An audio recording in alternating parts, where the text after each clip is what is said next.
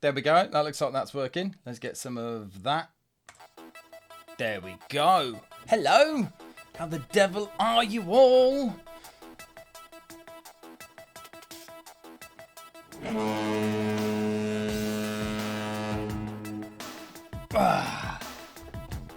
Straight in there, Thalamus. There you go. How the devil are you all doing this evening? Yeah. Ship it. Let's say a big hello to you lot first. Thalamus literally just DM'd me. Okay, before I let me just did you? Oh, you did. Hang on.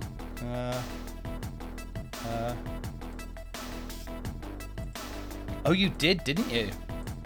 Hang on. No, you're not seeing this. Yeah. Okay. Yeah.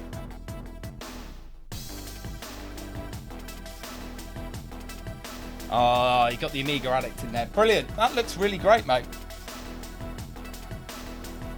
That looks good. Right, I can't read that now. Anyway, let's say hello to everyone, shall we? First of all, let's say hello. Commander Keen, Mike of Zero Team, Gigabates, Hazemaker, Thalamus, XOV, Zykes, Blitter Object, Night Shift, Waterman, Hopmeister, Ed Horse, Manimo, Colourblish, Cabalish, sorry, Darth Chillash, Commander Keen, Pigpen Pete, Hop, Pillock, Lars.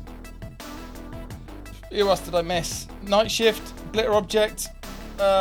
Who else? Going Digital as well, yeah. This is there as well. Worcester. There you go. And Retro 32. Welcome in, everyone. I hope you're doing fab. Nice reading. Sit down. It's an 8. Okay.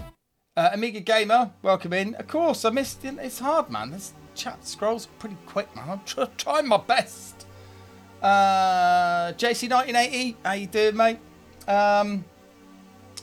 Thanks for having us. Well, you're welcome. Come in, take a seat, grab a beer. Let's put some tunes on. Be fine. Anyway, if you've not been here before, welcome. Laurie, welcome in as well. Clayton as well. Yep. Gigabates, I saw you in there, Graham, mate. Nice to see you in there. So yeah, actually, Gigabates and Clayton, both of your demos are going to be in the next issue of Amiga Addict. Made for very interesting reviewing. So yeah, it was good. It's basically a GURP thing, so I picked my favourite 6 from GURP, and they're in. So yeah, you'll see those in the next issue of Amiga Addict, which will be somewhen, I don't know, it's every 6 weeks. So yeah, there you go. Evening Dockster. Oh, nice. So even more reviews, yeah. So obviously last week we didn't really get onto any cracking because we were celebrating the fact that Seekanoid or Secanoid or Kekanoid or Chekanoid or Kekanoid was out for pre-order. So, and it's doing really well. So thank you everyone if you've chucked a pre-order in. Really appreciate it. I hope you enjoy playing it as much as I did making it. So yeah, Thalamus is doing a fantastic job of everything. He's brilliant. So yeah, Thalamus doing a grand job. Love Like Semtex, welcome in. Kek Annoyed, yeah, pretty much. How are those pre-sales? Good. Yeah, good. They're pretty good. Oh, you're gonna love the bookmark. Yeah, you are gonna love. I saw a picture of the bookmark. It's not on the website. If you've ordered the one with the release with the bookmark in, it's fantastic. So yeah. So let me just pour this beer here a sec, and then we'll start getting on to business. We'll do half of that at the moment for now. There we go. Francis, evening, mate. I hope you're well. Hooverphonic, I don't think I've said hello either. So yeah, welcome in. So, We didn't do any cracking last week, so we are coming back to Lemmings. So that's our original. We've got these nice Retro 32 disc labels here. So that's the original. We'll do you a quick update, but basically I have kind of a disc here with some bits and pieces on to do some work. And I've got this disc here, which is just like a temporary run of some of the files. The intro's all working. I'll explain how we've got there and what we're doing and what's happening so far. And then we'll crack on, pardon the pun, with that. So yeah, we'll do a bit of a dive into what's happened so far, because I think the last time we left it, we just ripped all the files off of the 2 discs. There's been a bit of work since then, so we need a disc builder lemming. We do need a disc builder lemming, yeah. And RNC copy lock lemming just goes through and bypass. Anyway, it's getting silly now. So, you know how we start this. So I'm not even going to say anything. I'm just going to see if someone's going to throw. There we go. Oh, Manimo's straight in there. Yeah. I love the fact that I can just do that now. That's brilliant. Right, I want to see these demos as well. 125, sir. Yeah. Hang on, let me have a look here. There. Right. I had that prepared. Okay. US Gold present from Sega.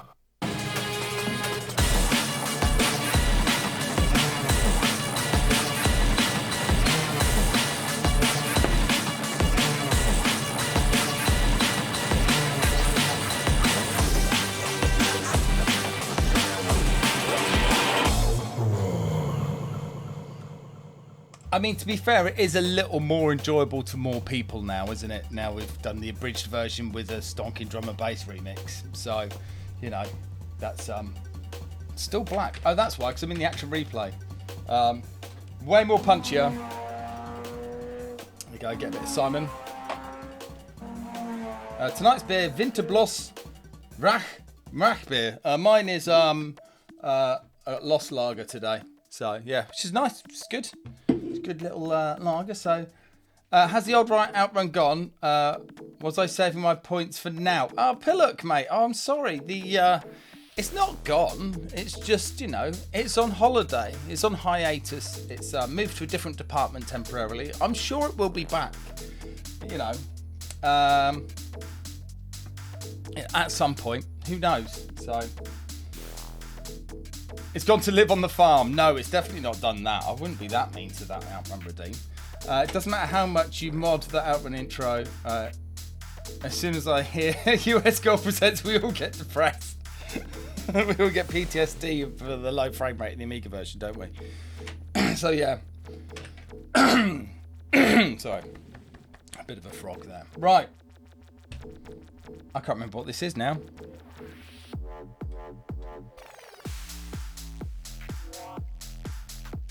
Oh, okay, here we go. Oh, yeah. Oh, so we've got an oldie. Alliance Designer Dream Dealers proudly presents brand new production, Arkham Asylum. So I'm going to... Moog Blob, welcome in. And we're just going to go straight to that. And it's going to be fine.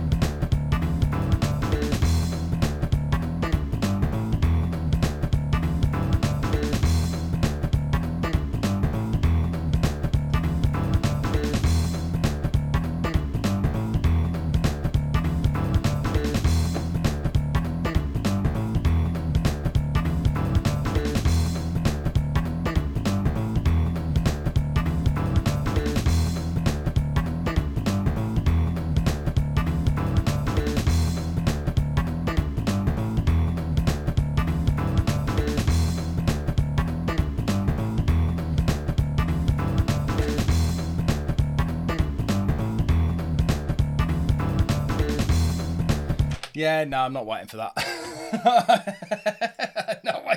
Not waiting for that. Sorry. But yes. I don't want to load it again. Okay, put that out of the way. There we go. That was solid. We like that. 2, 3, or 4.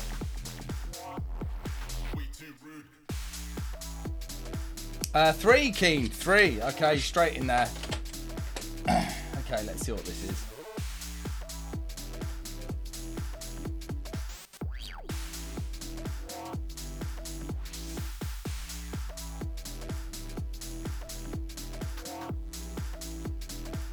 Oh, I think this is...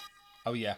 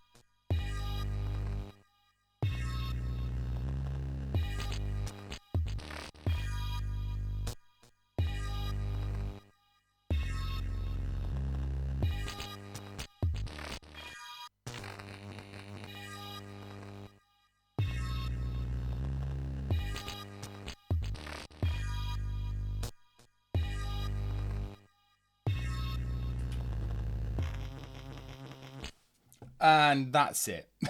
That's it. It's great, but god damn it, it's short. But you know, it's a little invite in it. Give that a little notch down. So yeah, there we go. We're going to crack through these pretty quickly, unless it depends on which one we pick next. That's what she said. Yeah, I know. Give it a clap though. Number 4. I think you might have picked. We absolutely came through these today. They're quite short though.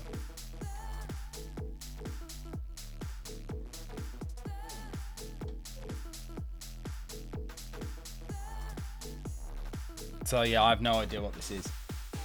Okay, we might be doing all of them. I don't know. We'll see.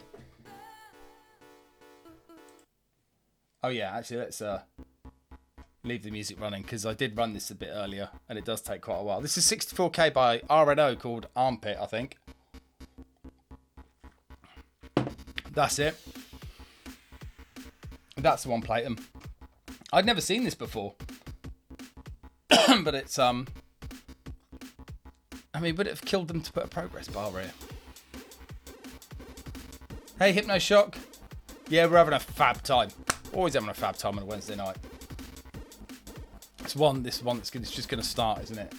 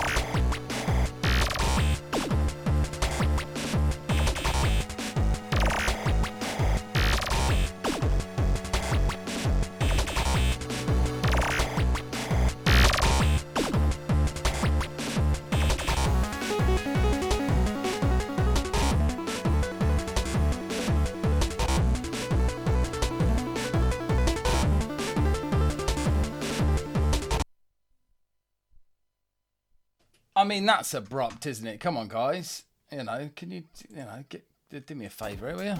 Right. Blimey. There we go. There you go. That was good, though. Any7, mate, how are you doing? Yeah, let's give that a clap.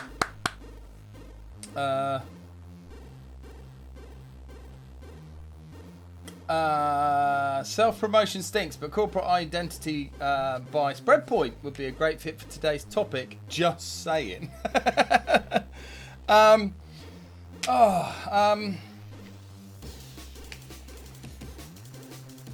are we doing for time? Actually, yeah, we usually spend the first half hour mucking about with demos, don't we? So let's do the last one, which is disc 2. So I don't need you to let me know. Oh no! I've got an invalid checksum on key 880 checksum error. So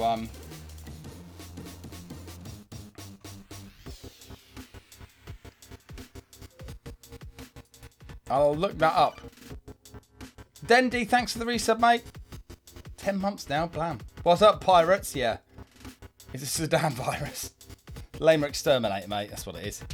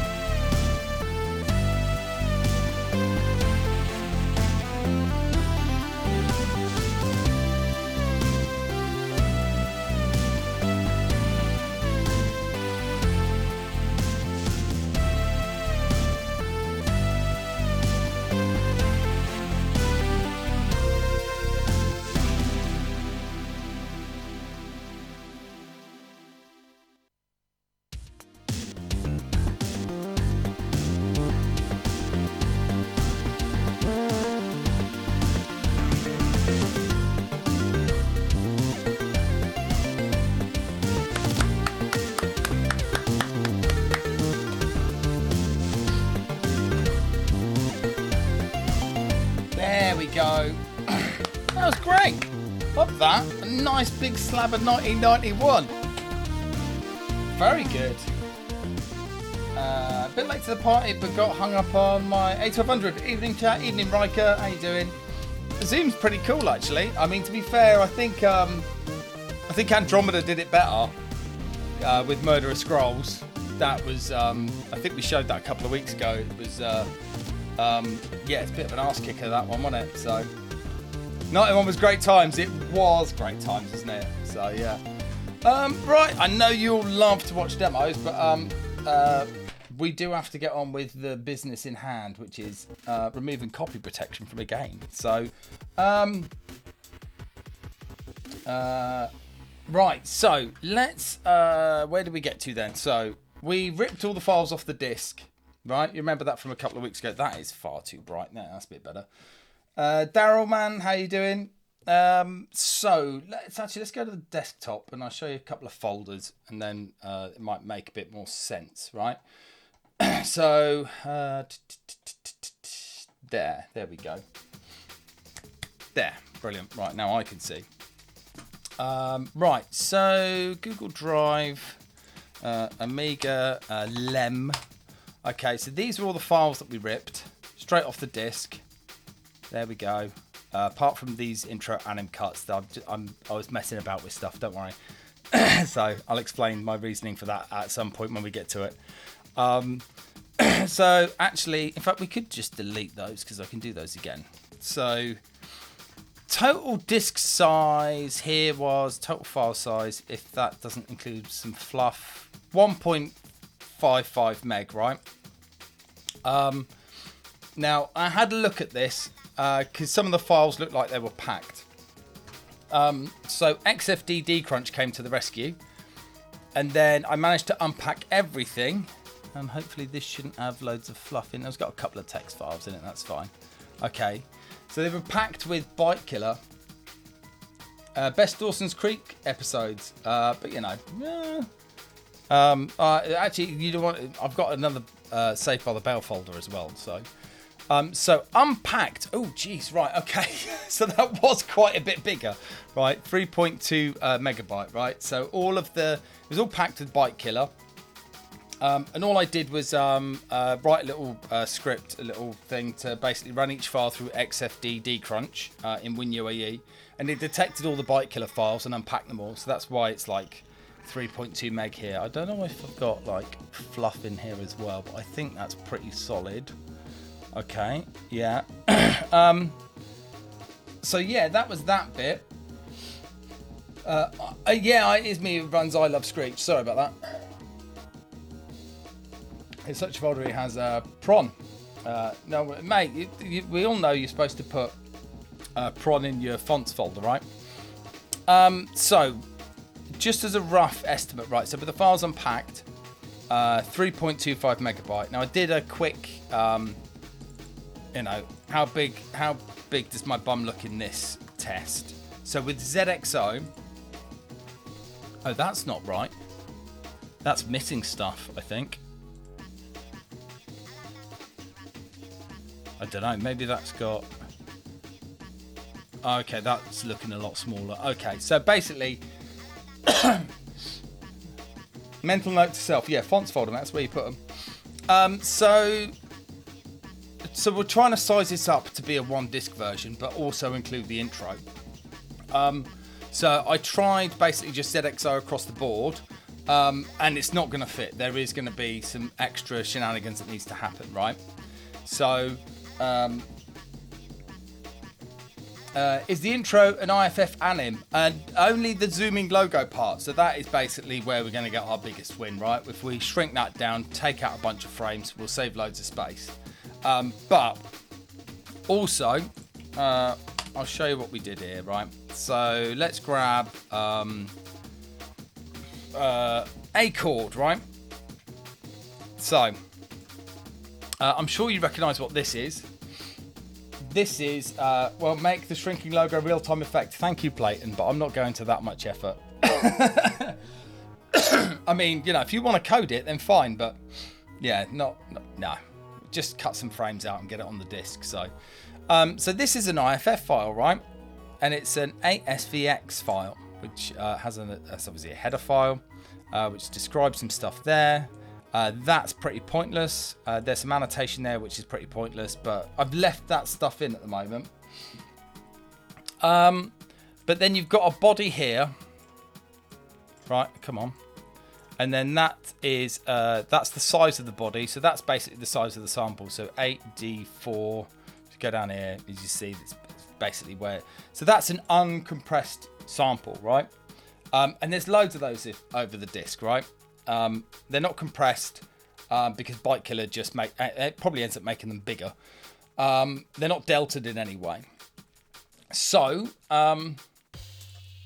the first protocol for this was to basically build into the disk builder a function which would then compress it, right? So I'll give this one try and see if it works. So fill, there we go.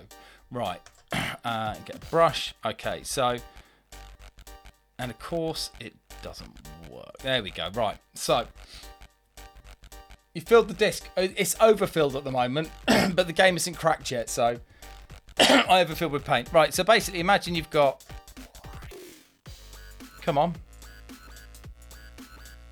There we go. Right, so imagine you've got your IFF file here. So you've got your various chunks here, right? So you've got form here, bam, form, blah, annotation, header, whatever, right? And then you've got body here, right? And then that over to there is our waveform, blah, blah, blah, blah, blah, blah, blah, blah, blah, blah, blah, right?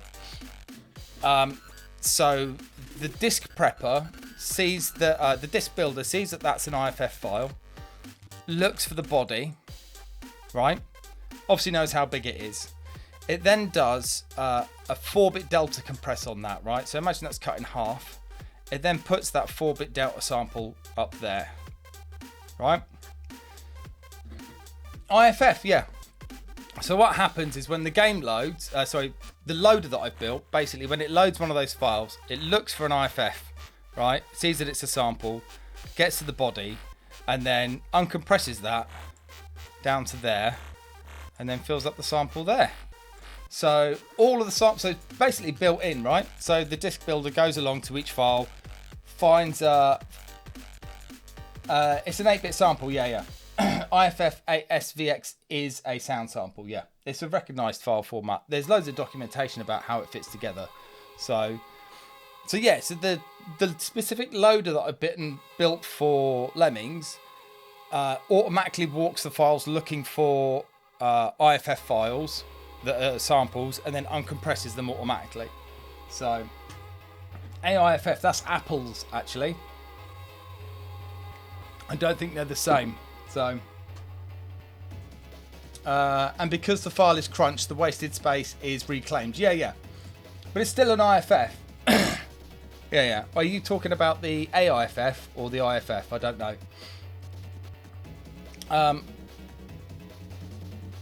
Convert the intro into I don't know. I don't know what that says.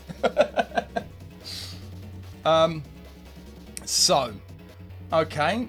So that's that bit, right? That's a lot of savings happen there because basically every single sound sample in the game is now half the size effectively, right? And then we compress that with ZXO, get rid of all the space, and actually still get a bit of a win on top after the compression of the 8-bit delta, 4-bit delta, sorry. Right, now the other thing was, let me show you. Now you remember our disk format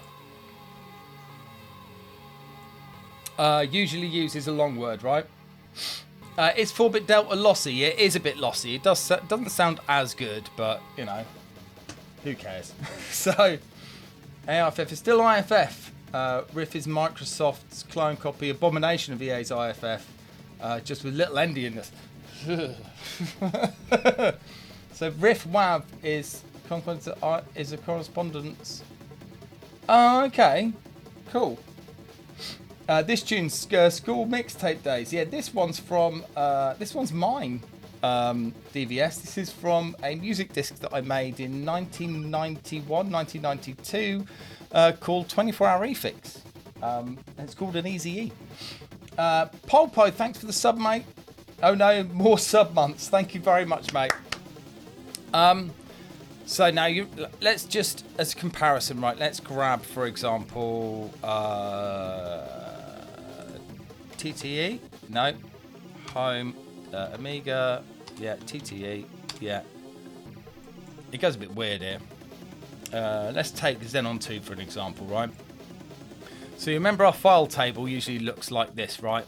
Long word, position on disk, packed size and unpacked size, right? God, it's a bit much, this tune, isn't it? Anyway, so Amiga Lem. So as you can see with these files, the file names are a bit long, right? So that's not going to fit. So the disk builder has also been modified. Final.adf, there we go. To now support, how big is it? I don't know, something like that many characters. Is it 12 or something? Let me see if we can bump this up. 16, 18, 20, 22, 24. There you go. So you can kind of just about see it now, right? So there's our file name. Bit longer. About there, I think. Yeah, it looks about right. So now we can support obviously longer file names. Obviously it means that the table of contents gets a bit bigger, but it works for lemmings, right? You should try conditional deltaing and see how bad ADPCM is on a sample and only use it conditionally. I tell you what, Playton, I did try out what's it called? Quite okay audio, which does make it smaller than a 4-bit delta and does sound slightly better than a 4-bit delta. But the unpacker on a 68000, not massively optimized, but you know, written to a certain degree, is pretty slow. It took like 4 to 5 minutes to unpack about 1.6 megabyte of 8-bit sample data. But yeah, you know, everything is slow on a 68000. Yeah, apart from a 4-bit delta unpacker, that's super quick. So yeah, that's kind of where we are, right? So this is the disc I built so far, which is basically just the intro, and we've got that on this, right? So we've written this disc out already. So is there anything else? No, so that's it. That's everything. We've unpacked all the files from the disc. We've got an IFF squasher. What a waste of a perfectly fine half boot block. That? No, our boot block's quite big actually. So that will be, we will use that. So,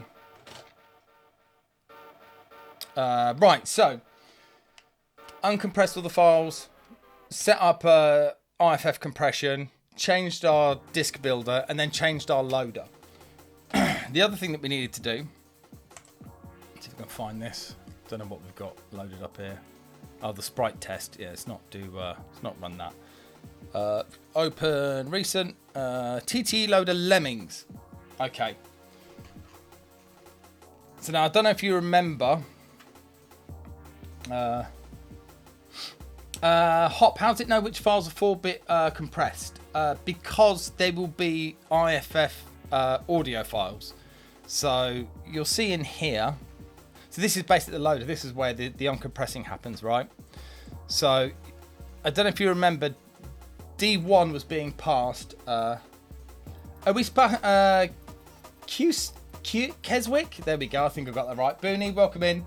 It's still the header, yeah. So you can just walk the IFF file, find the body, and uncompress it, and you'll confirm if it's a sample or not by the SVX header. So, yes, we are cracking a specific game. We're cracking Lemmings. I'm just going through some of the stuff that I did since the last one. 48k RAM. Can we give 48k RAM a massive round of applause? He has helped me proxy a data path capture card. So if you know about capture cards, video capture cards, a data path is it's pretty good, and it was in the States and they wouldn't ship it to the UK. So 48k RAM took delivery of it and then forwarded it on to me. So thank you 48k RAM. Give them a big round of applause. It's not here yet. The customs note came, so I paid for that. It should be here tomorrow. So yeah, nice. You did a grand job. Love it. So the loader, the original loader, has a thing where basically D1 is a parameter to tell the loader or the DMA disk system what to do. Now, so far I've determined that 0 is to load a file, and then that'll be the file name blur, and then the load address, sorry. And then D5 will then tell it to set where the MFM buffer is going to be and where the table of contents needs to be loaded. And I think on their version it actually loads it and does it then, but I defer it.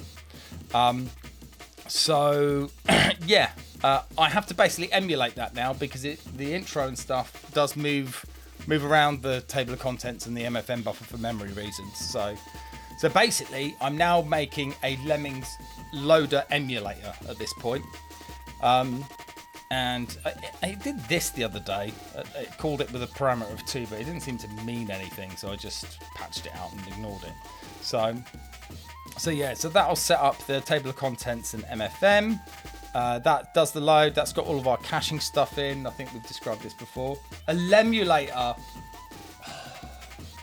That's too good. That is too good. Oh mate, that's so good. Hang on.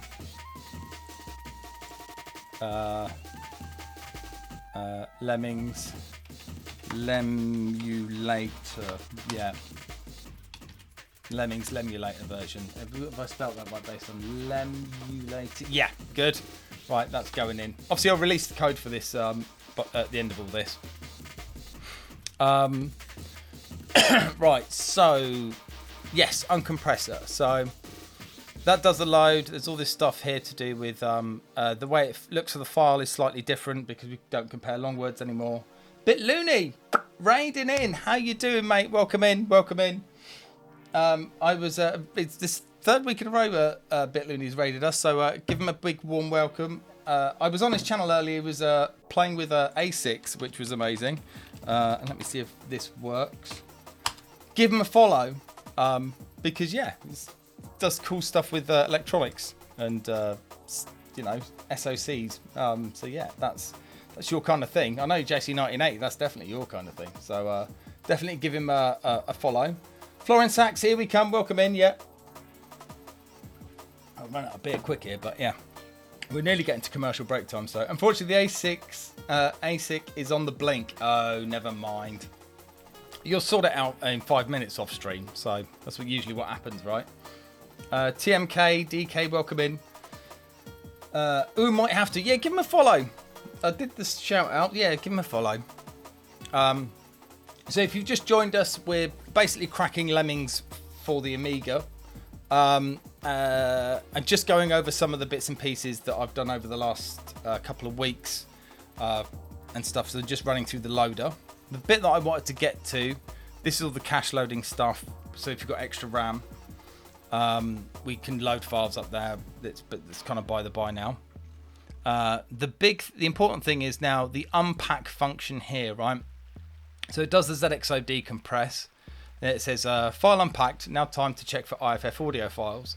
So look for a form, then look for that ASVX header, and then it will keep rolling through the IFF until it finds body. And then it does the Delta 4 unpack, basically expanding that out. You managed to get the samples, got everything off the original disc, and then unpacked it. Yeah, I think we finished that a couple of weeks ago. Wrote a routine that basically forced the original loader to basically load the file and then rigged a disk saver to save it onto actual floppy disk, which is good. Pyro, oh nice, not Not assuming specific fixed format IFF. Yeah, exactly. Could you start with the file form 8SVX, then immediately follow the body data after? You could have any chunks. So let's pull one up again. Where was it? Here. So form just tells you it's an IFF file and then how big it is here. This then tells us that it's an audio sample, basically 8SVX, and that it's a header, and then that tells us how long that header is, blah blah blah. Name is, it's by the by, we don't actually need it, but it's on a bunch of these files, so we might strip those out. Again, length, name, anno, yeah, annotation made with Audio Master 2, and then body there, and then a length, and then after that you've got all of the PCM data. So actually, after that SVX header, these could be in any order you like, right? You just have to write processes for those particular chunks, and then how you put them back together, it doesn't actually matter. So theoretically speaking, we could remove that and that, and the sample should still work in game, because the game will be walking across those, because at the moment there are samples with annotations and not with annotations, with names, without names, and it just manages to do it. So maybe just the length. Technically you could normalize the IFF samples to ensure they're always a specific layout, but it's a bit boring. Yeah, exactly, yeah. Yeah, you don't need all that stuff. So I could remove that. I could write in the processor to remove the name and the annotation, but the grand total of that data across all the samples is only going to be maybe 1 or 2 kilobytes. So to get it squeezing onto one disk isn't really going to be that much of a problem. So code optimization on the original code. Yeah, I'm not doing that. As we know with cracking, the idea is to try and basically, you know, leave as much of that as normal, and then you want to just intercept the loading, and then you could do your sensible, your clever stuff kind of there, and then just present the data in the same way. So yeah, that is kind of where we're up to. We're going to have some challenges, because I did speak to Galahad the other day at Swag, and he let me know about a few gotchas with lemmings. But where's the fun in that? Okay, there. So right, so let's show you.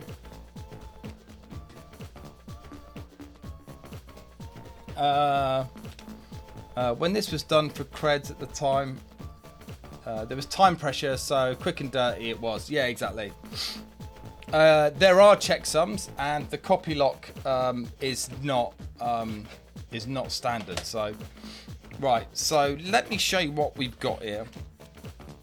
We are going to have to drop to an ad break in a sec, but let me just show you here a sec. So I've got a bunch of files here, including my attempt to decrypt the copy lock, but I won't go into that just yet.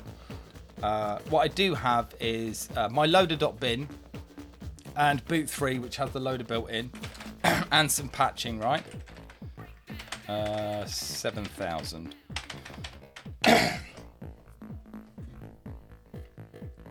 Oh, there's Lemmings 1, 2, and 3 on the same disc. No, we're not doing that. You might be able to get away with... Actually, no, you wouldn't. Unless you remove all the music. Okay.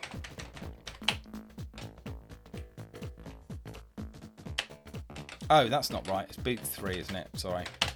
Let's load that up. Oh, yeah, in case you've just joined us as well,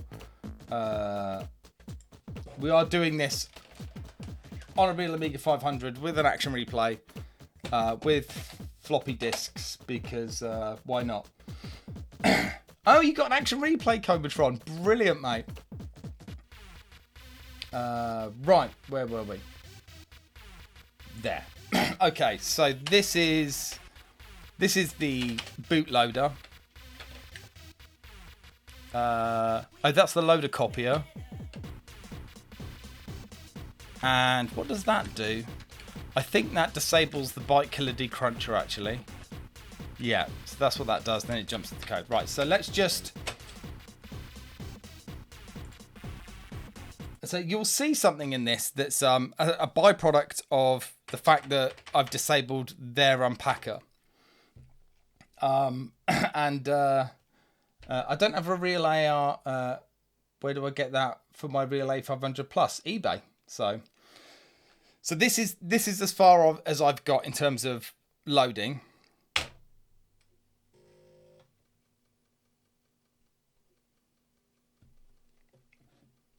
Oh yeah, Hop's right there actually. The ACA 500 Plus does have like a fully solid action replay emulator in it, so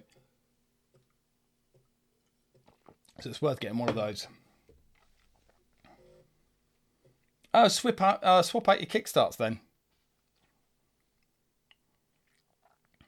See that?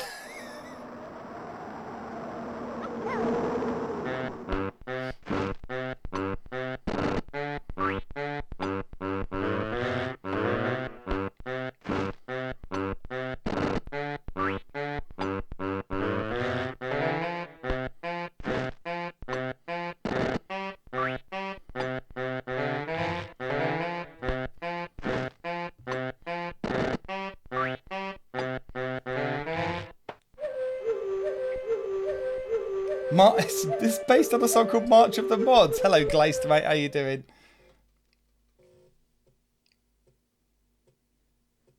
Copyright strike pending. So what? Well, I get mutes, don't I? So now it's loading the IFF animation.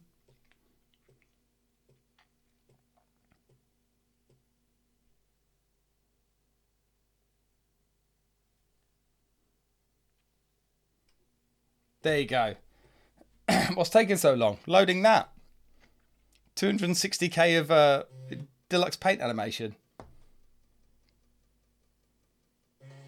Oh dear, that's a copy lock. There we go. Okay, that's now looking for game discs.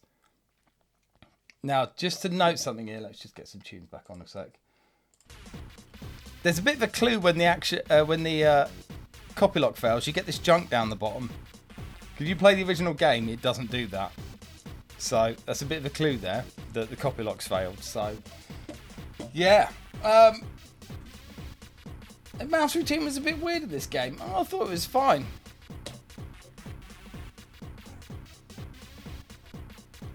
How does the copy lock work? That's a really interesting question, BitLooney. So it's a really common copy protection. So basically, one track of the disc will have it won't have any data on it, but it'll be completely uncopyable via an Amiga, and it will contain like a 32-bit serial code, and basically the routine that reads them will read that serial code and then check the serial code and then basically implement that check to say whether the game's a genuine disc or not. How it's implemented is different across the board. So in Lemmings, it looks like it's currently verified that my disc is not genuine, but it's letting me run the game. So there's definitely something else underhand going on. It can't copy, but you can read it. Yeah, unless of course you've got one of these things here, which is a grease weasel, which basically connects to a floppy drive and then has full flux control over the floppy drive, so it can write basically any kind of copy protected disk you can think of, which is mostly the reason why these copy protection streams have been running, because this thing exists. So they're great. Yeah, the Amiga can read it, but it can't write it. Surprised they didn't sell Grease Weasel back in the day. I think it was a little bit more expensive back in the day. I imagine the processor on this thing is a magnitude faster than 68,000, and a magnitude smaller and cheaper to produce. So yeah. Right. So that's kind of where we are, right? Can copy the protection just disabled by flipping JNE to a JE? Oh, it depends. It depends on the implementation. So you could have what is it? So they could have stuff inside the.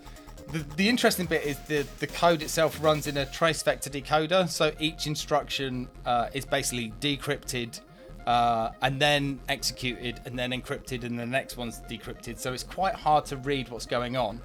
And they could sneak stuff in there to like change bits of RAM, so if you didn't run the code it would fail. But yeah, we'll we're gonna get onto that and see what's what with our copy lock. I will demonstrate maybe today what happens with the trace vector decoder in a WinUAE debugger, because it's pretty cool looking at it. I get the impression Rob Northern just kept iterating constantly between games, so lots of variety. It's all down to Hop. It's all down to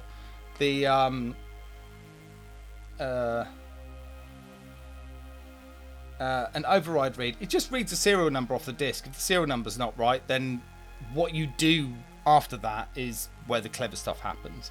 So right, I need to do an ad break, so I need to get another beer. I need to make tea for the wife, and then what we're going to do is I've got a plan for this, but yeah, I'll explain in a mo.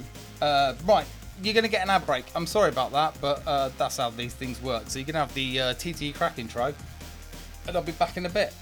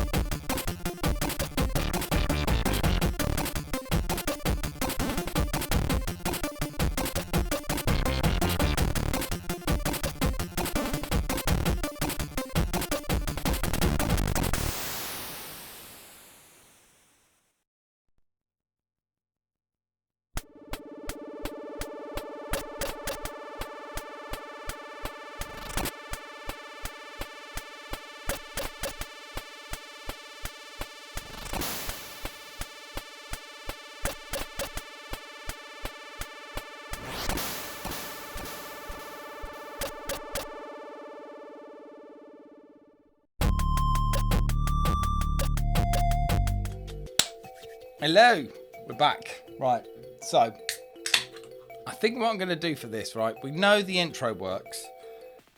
We're fine with that, right? So, just bear with me, just, important business here. So I think what I'm going to do for this is I'm going to prepare a disk image, which is basically disk 2, which has all of the game data on, right? Well spotted, Commander King. And then on our lemrip disk in here, I'm going to chuck basically the main code file, which it loads and runs here, and then we'll work on that to start, replace the loader, test things out, see what's working, what's not, and we'll go that way. So, first things first, let's switch you to the desktop because we do this on the PC side. There, right, lovely. Right, so in here, disk.json. So what I'm going to do is I'm going to rename that to intro, and then disk_.json. I'm going to rename that to disk.json. So this is our disk builder. Source code's on GitHub. And as you can see here, it's just a JSON file that basically tells me what files to put on the disk. And all I need to do actually is just remove that stuff, which is the intro. So that's the Psygnosis logo, DMA logo, noises, intro animation, all that kind of stuff. Right, and we're going to leave it like that. Okay, and then what we're going to do is going to build that disk. Oh God, am I supposed to be using that? Oh yeah, okay, fair enough. Right. It's taking a little time, isn't it? Come on. Retro. Hey Gerbil, how you doing, mate? I've seen you for a little while. I hope you are okay and well. So this is the one with all of the file ID length. Yes, this is the new one. Right, that's good.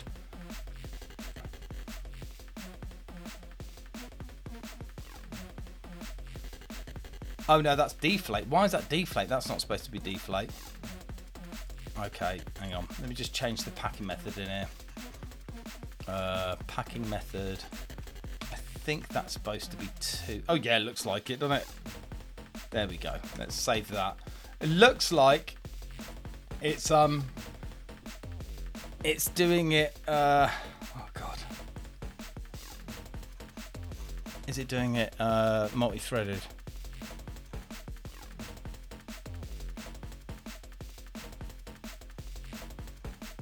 Yeah, it's God. Okay, right. Stream might crap out a little bit because I'm currently annoying all of my CPU calls.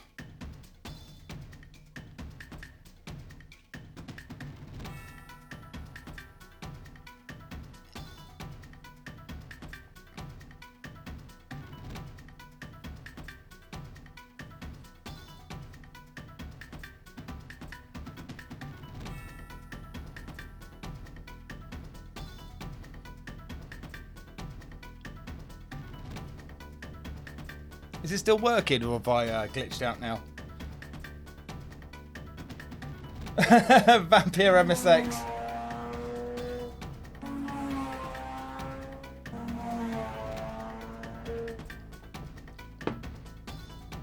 Are we still working, or has it gone mental?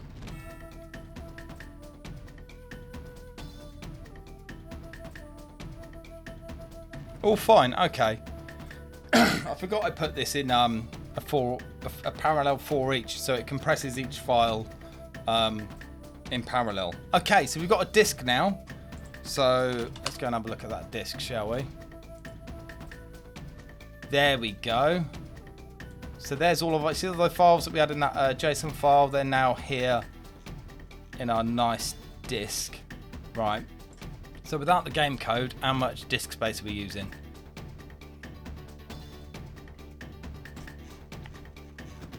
Okay, it's about, what is it there? It would say that's right. So just as a rough guess, minus we'll do 95160 So we have 290k left to get the intro one right. So about 72%. There you go. So right, let's go. Where's the pencil? There we go. We'll call this one Lem Game, right? Right. So let's write this for disk. Now I know you lot love this, so we will do it. Okay. Where is it? There we go. COM6, drive 0, right, Amiga double density, and then Google Drive, come on, where are you? Yeah. Amiga, Lem, unpack, final.adf, there we go. Right.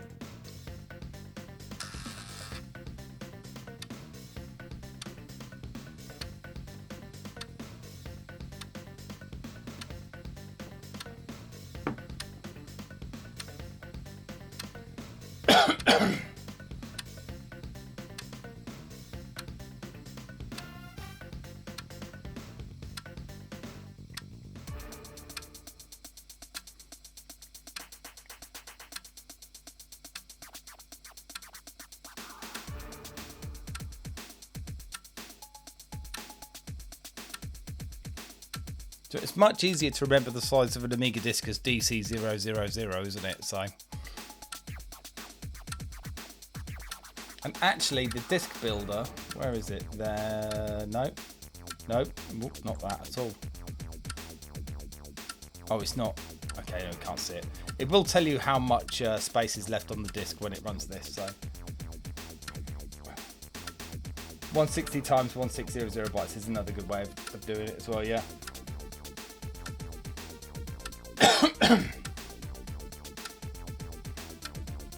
Hopmeister, using a keyboard and mouse isn't taught in schools anymore. So yeah. Oh, we lost our disc. Where is it? There we go.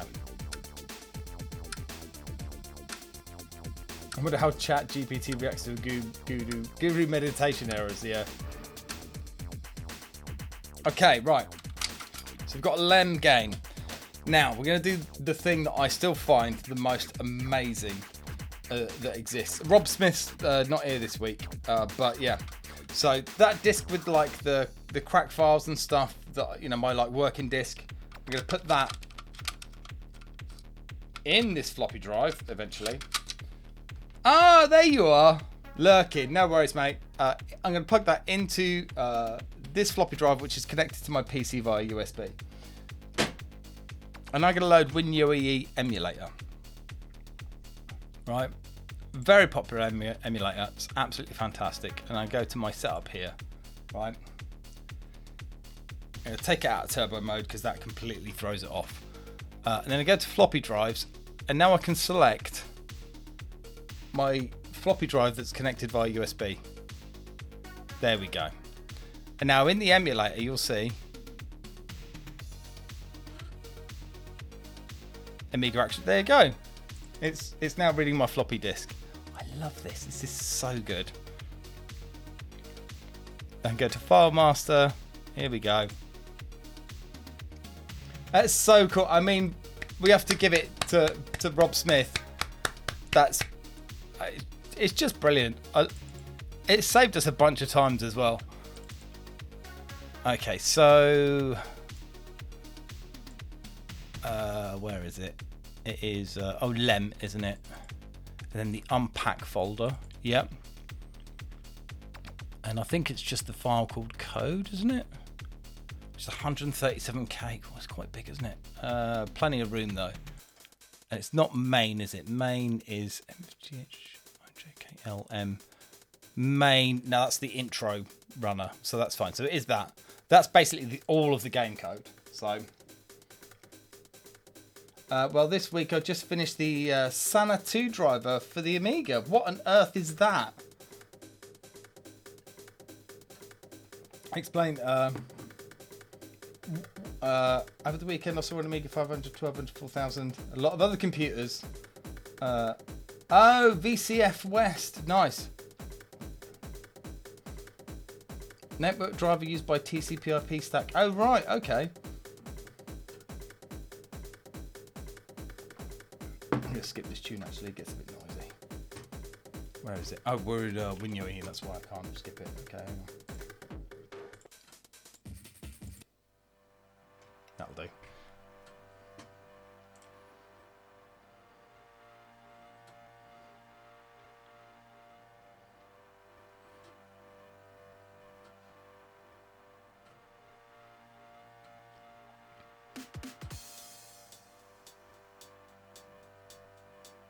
Okay, disk's finished spinning. Just close that. Right. So hopefully the code should be now on here, which theoretically means, just as a quick test, right? Your A500 Plus and 2000 now have wireless internet access. I mean, that's mental, isn't it? Yeah, that's the one. Right, so theoretically speaking... Oh, you can't see. Yeah. There we go. So, our lemrip disk. So if we just reset the Amiga a sec. Ignoring all the other stuff that we've just done. I've got Lemmings original discs here, right? So disk 2. Theoretically speaking, I could load that code file off of here and then get Lemmings to start from disk 2, right? So let's try that as a principle first, see if that works. So disk's still good, isn't it? Yeah, that's good. Okay, I think it's 400 it loads. Could 400, right.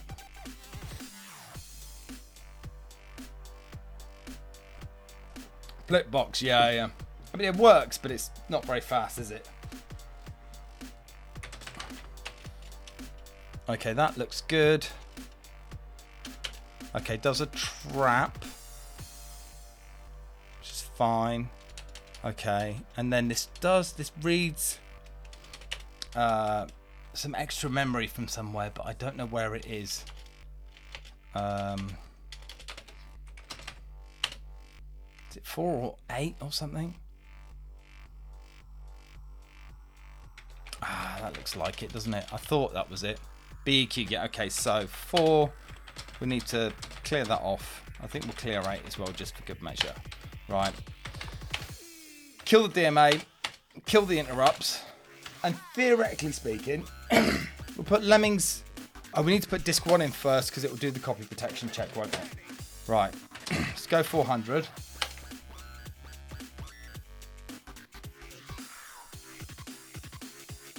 Okay. Insert disk 2. Let's insert Lemmings disk 2. You notice that corruption isn't at the bottom there. Oh, and the mouse can go a bit further. That's interesting.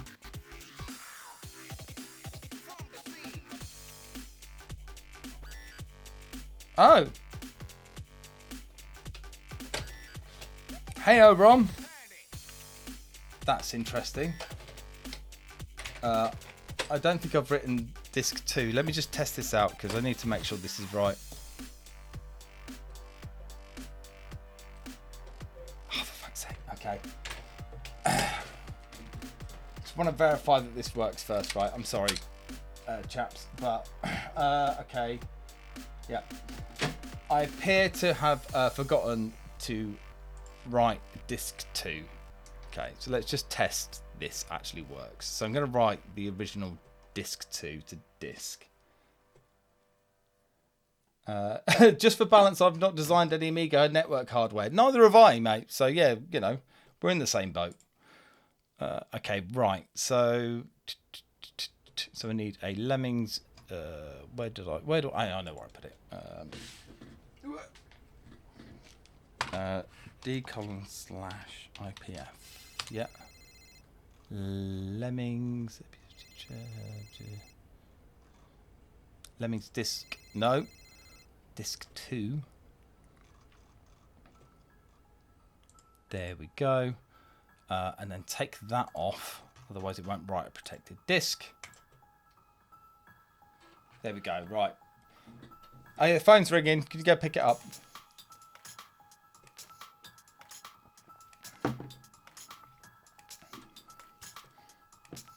Okay, yeah, I forgot.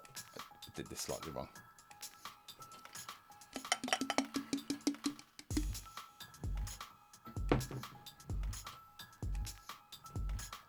You know what these Amiga hardware gurus should be making for the Amiga? Time machine. Yeah. Oh, don't worry, I'm not out of beer. There's more beer downstairs.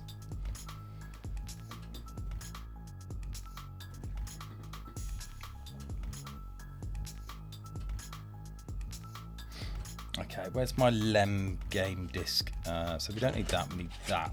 So that's our files. Okay. I just want to verify. So you'll notice here, actually, you see on the Lemmings disc 2, there's nothing on the first track because the disk system doesn't use that. It uses that first track there for the bootloader and then that track there for the copy protection track. So,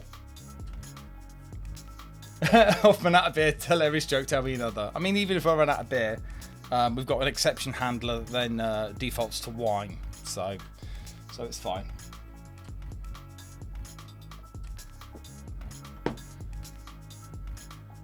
So yeah, let's I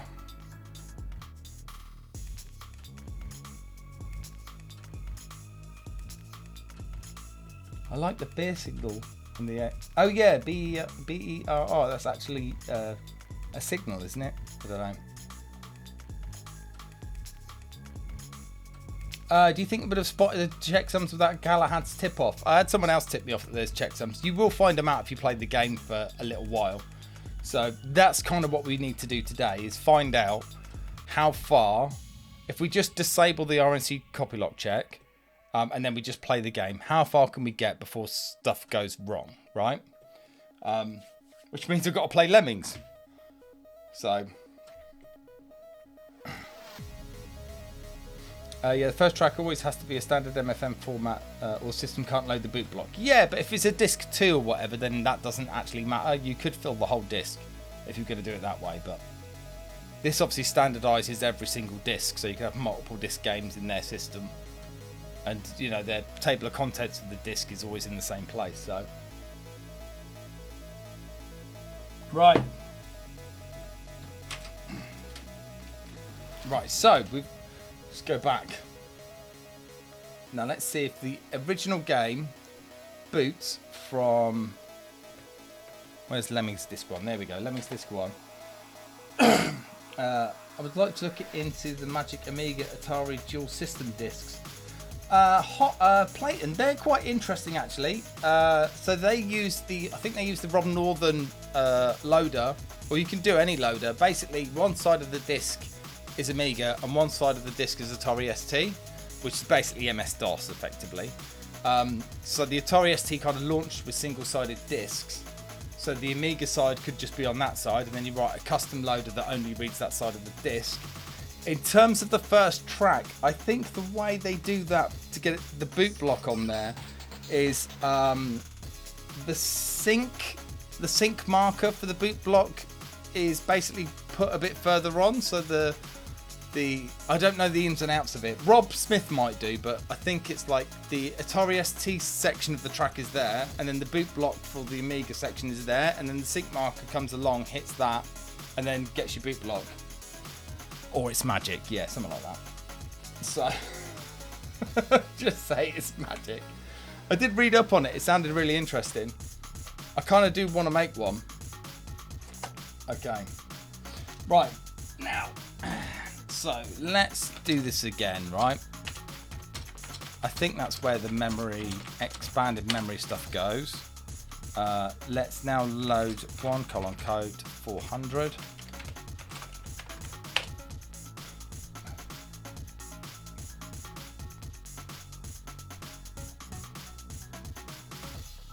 Rob Smith did mean to have a look at those discs. I mean, it sounds like you've got a YouTube video right there, right? Sounds like the best thing to do, right? Okay, so this is, we've just loading the code. We've got the original discs. Copy lock check. Passed.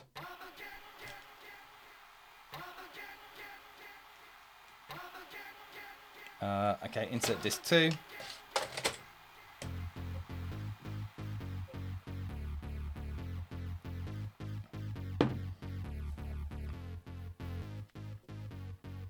Yes, yeah, there was definitely some magazine cover discs that did it. Okay. Oh, this is a bit jank, actually. Get rid of that. Fair. Okay, so that's fine, right? So that's the original disc. So we'll put those to one side. We're now going to use our disc here. Some budget releases like Street Fighter were dual format. That's true, actually. Some of the commercial releases were also dual format as well. Hey, Cammy, how are you doing? Welcome in.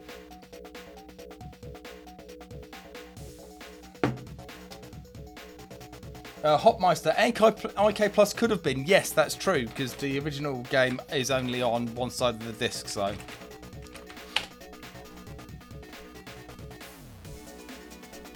Populous Mission disc, okay.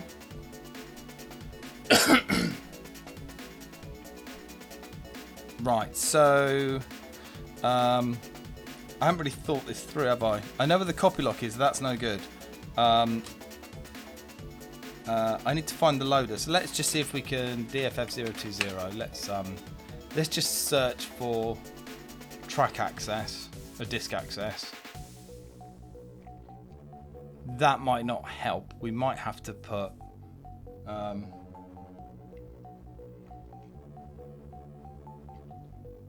Given that most Amiga games were almost impossible, it's either very good or very bad protection. Yeah, that's true. Okay, I reckon if we cheat this and just go DFF000 into there, yeah, and then do the search again, I think it might pop up.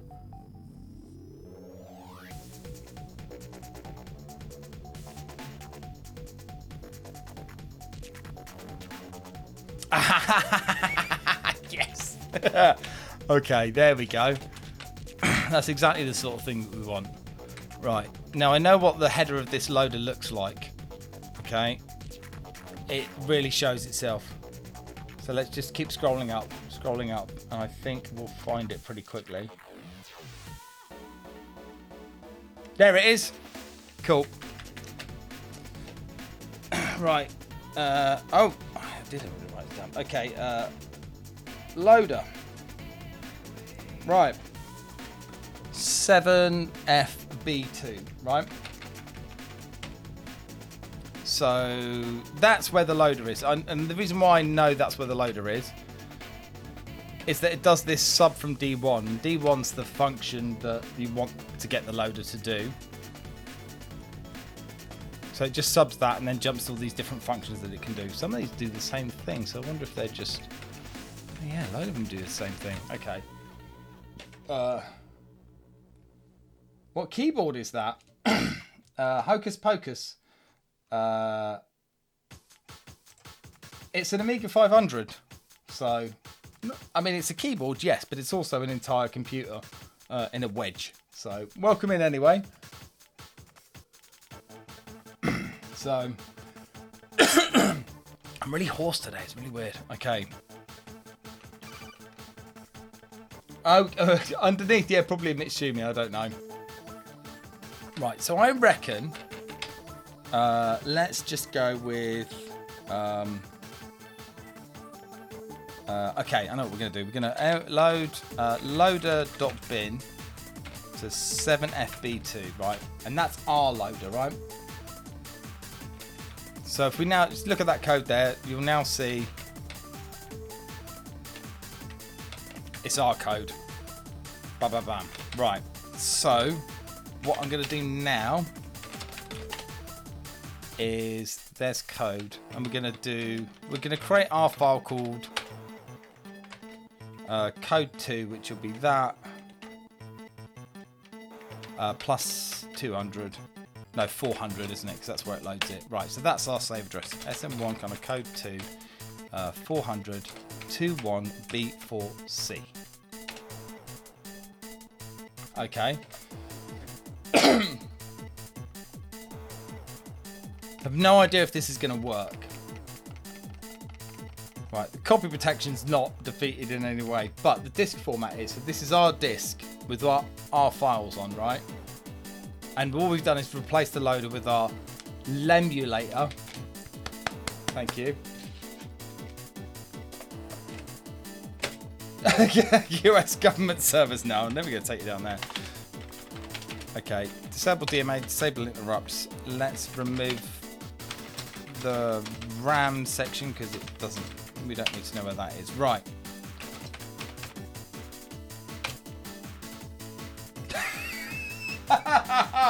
Okay.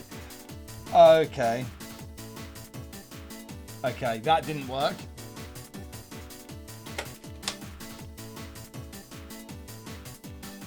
Okay, so why is that then?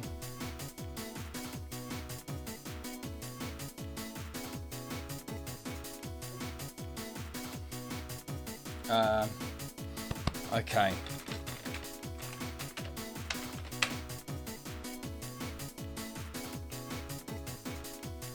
I nuked them, yeah. ChatGPT doesn't know. Address error. Interesting. Okay. Let's just try this again. Okay. 96000, yeah. And then that. Okay. Disk in. No, it just does. It just crashes. Okay, right. Okay. Maybe that's the first checksum.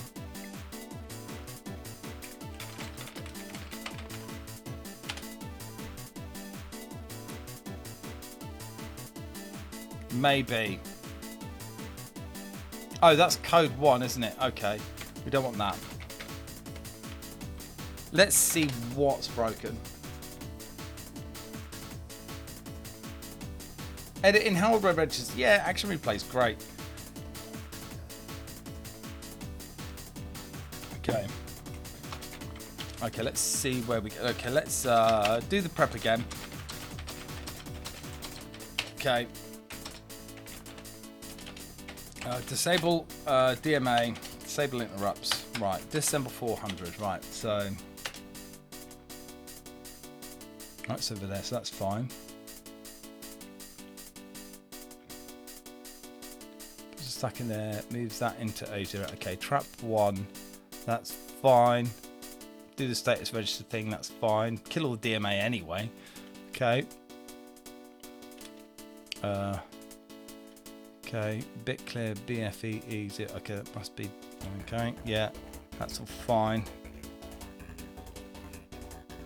Looks like that's setting up a couple of interrupts. Set something true. Clear that. Okay, let's just set a breakpoint there and then see how far it gets. Okay, so we're good there. Are the makers of Action Replay aware of my stream? Probably not. Okay, so where did we get to?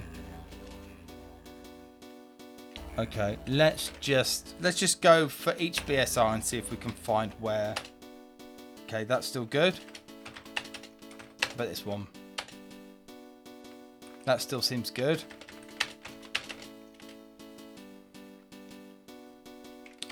This symbol 1724244. Okay, let's again. We're just stepping through, going around, trying to find where it might be failing. I can see where it accesses the copy lock, so let's go to there and let's see if it dies before that.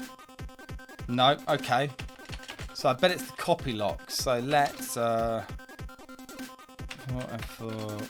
let's just no-op that, right? Because I know that's a copy lock. 7, yeah, okay. Let's see if it gets a bit. Oh, whoops. Whoops. No, okay.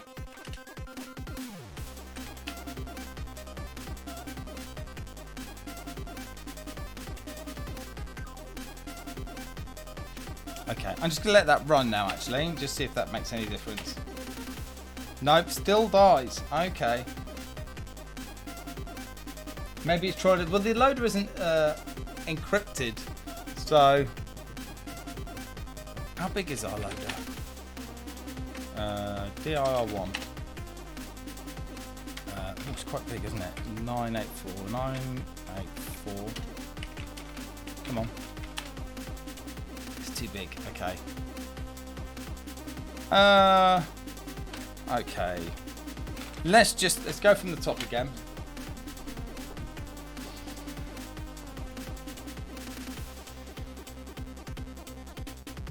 That's not going to do anything. Okay.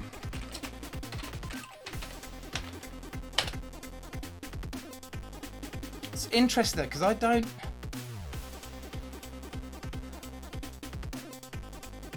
Even with the call to the copy lock disabled,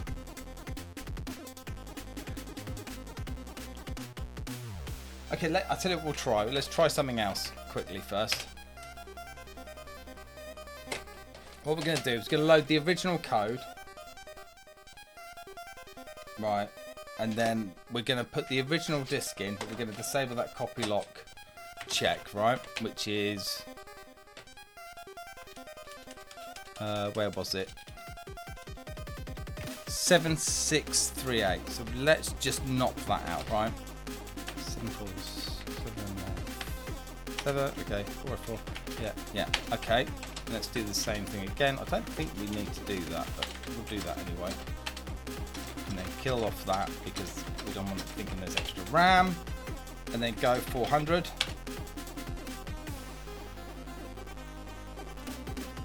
Okay, so that does work.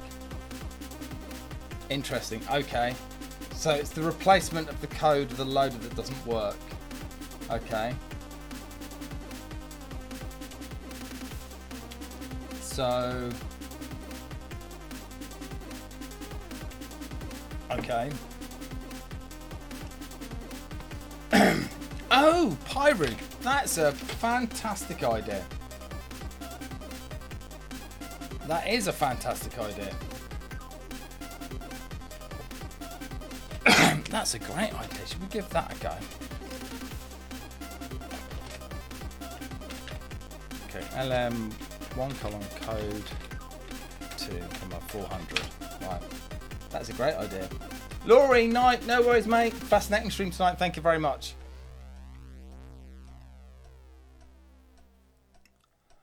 Hop, can it break on memory read and write? Sort of. It's pretty, it'll run whatever code's running very slowly. It's not great. It will do it, but it's not great. So, I think we get away with just doing this, actually. Let's give it a try. Okay. What was I doing? Oh, yeah. Set accept. Okay.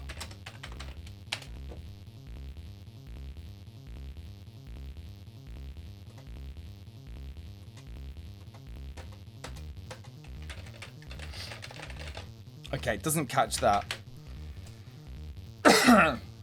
Ooh, this is tricky already, isn't it? Okay, let's try LM1 colon code. Let's load the original code to 400, right?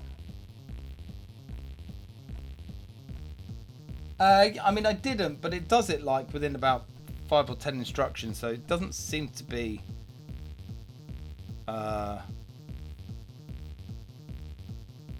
Yeah, it doesn't seem to be much of a point of that. Let's have a think.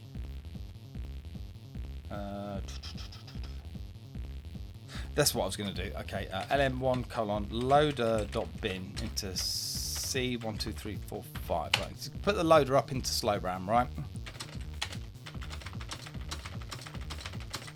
Clear that. Lem game, which is our game disk, right? And then our loaders are 7F B2, right? And what we do is jump C12345. Right, so the only bit of code that we've changed is that instruction. We haven't changed anything else. Right, let's see if this does something.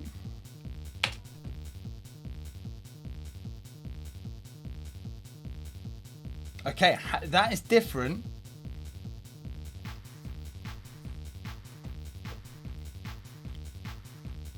That is very different. Okay. That's interesting. Woo!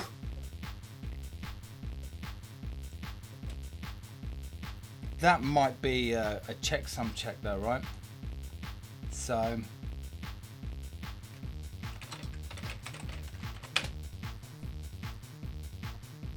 unless it's just because I didn't disable the interrupts. Let's just give it one more blast, right? See if it is the interrupts in the DMA that's causing the problem. Probably, to be honest. Okay, and then decimal 7 FB2, yep, okay. Jump C12345, LM1 command loader dot bin into C12345. Right, and then the other thing we need to do is just clear those pointers that are used for the extra RAM. Okay, and now let's see if that runs.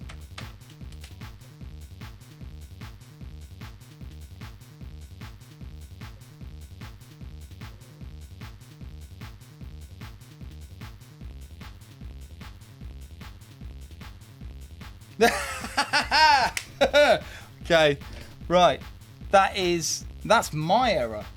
So I've raised that, I think. So we should be in. Okay, there's something going on there. Okay. Yeah, that's mine. Okay, so we've hit a load error. Okay, that's fine. Registers. What have we got? 1F642. Okay, nothing. 33E80. No. 9D3C. No. 7004. No. 9E10. No. No fucking clues in there at all, is there?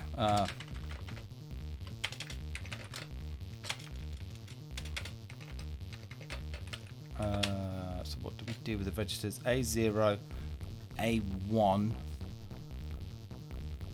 Yeah, A0, A1, A6 and D8. Okay, D6. FFF. What the okay.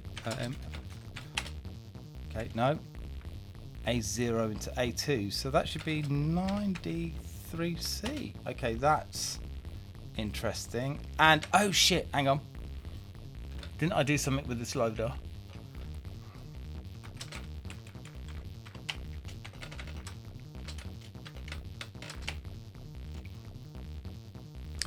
Didn't. It's not there. Okay. Okay. So that's super annoying.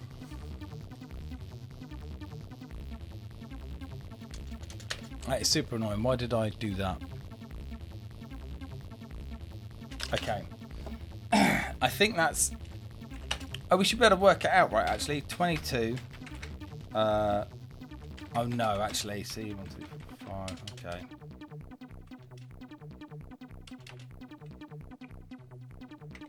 So that'll go to there.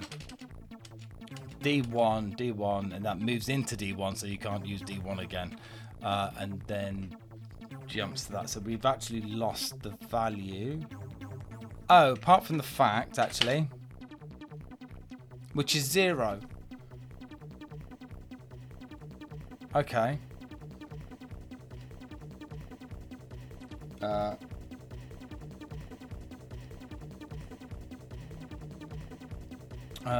So, okay, so now that is actually loading. Okay. It's interesting. It's very interesting, isn't it? Right. So it must call something. This is really weird. There must be something going on. Because Unless the crash is to do with... Let's just try a little something, just to... I just want to try something here, right. Let's just load our one with... Actually, let's load our one with the patch loader inserted into the code. 48k RAM, got a decompress from work. No worries, mate. Good luck. Thank you very much. M4, let's kill that. Okay. Okay, right. And then kill the DMA. Kill that, right. Symbol B2.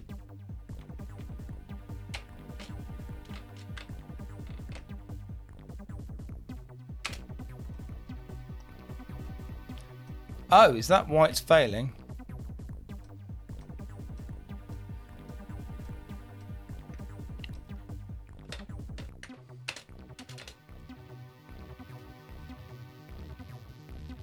Oh, that's really interesting. Okay, I think I may have just balled something up. Okay, which is why it's not working. Jab, no worries, mate. Thanks for tuning in. I'd love to play that tune, but XM Play does not manage it. Okay. Okay, right. The loader is 7FB2, right? Yeah, there we go, right. LM1, let's go to another page. Let's LM1 come on loader. Let's just check the disk, actually. Loader.bin, DOS.io, yeah. And of course we've got a bad block already. Fucking hell.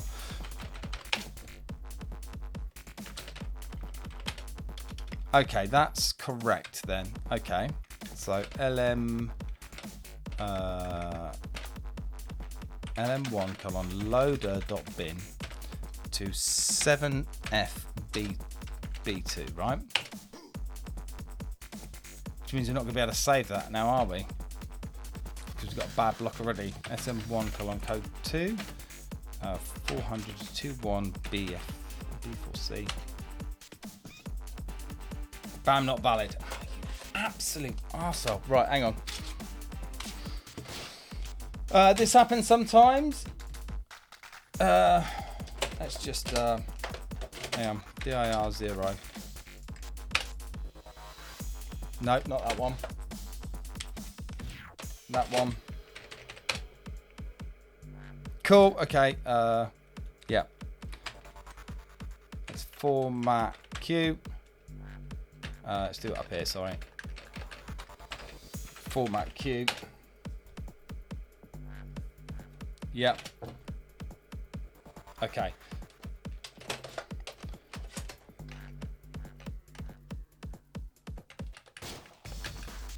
Okay. SM1 colon code 2 to 40021 B4C. See, there we go.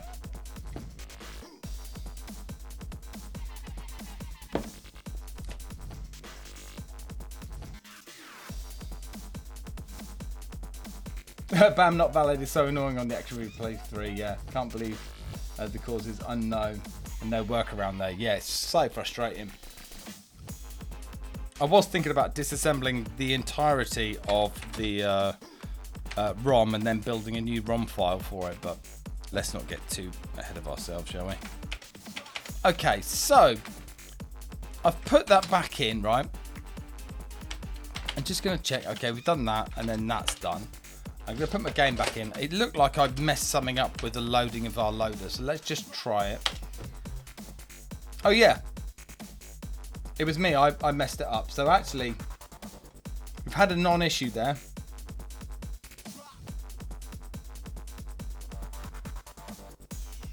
And then we get a load error. Okay, so that's fine. Okay.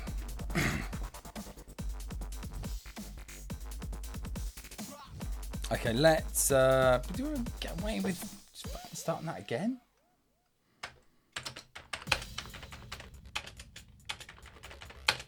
Can we? I mean, if we can, that'd be great. Oh, no.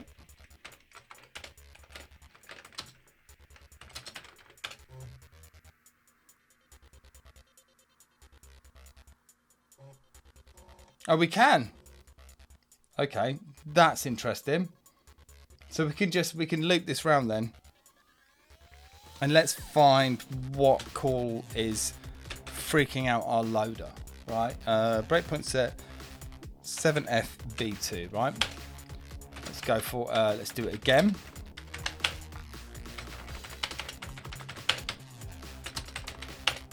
Copy lock.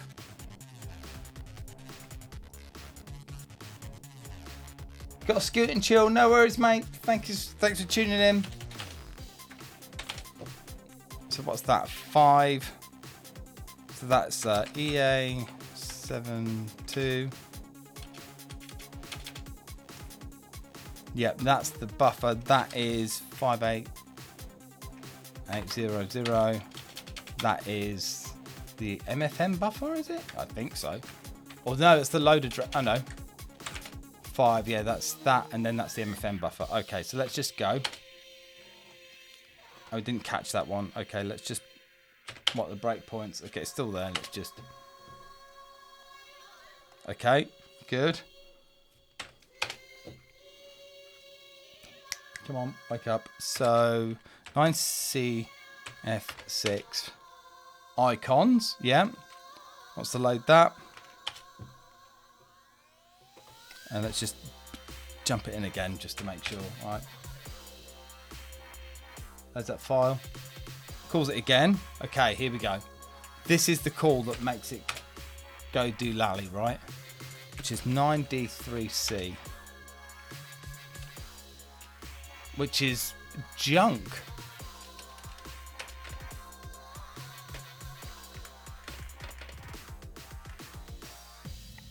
That is junk, isn't it?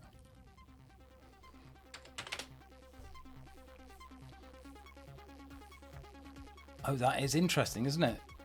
So...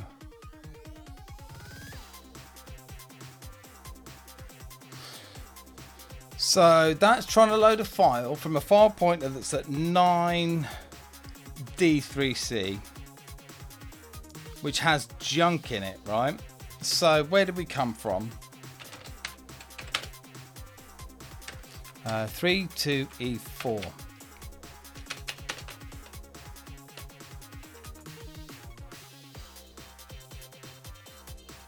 Okay. Something else has called that, hasn't it? 3EE. So what was before that? So 353C. Right, there we go. Check the stack. Okay. This looks more like file load. Yeah, that's it. 9D3C.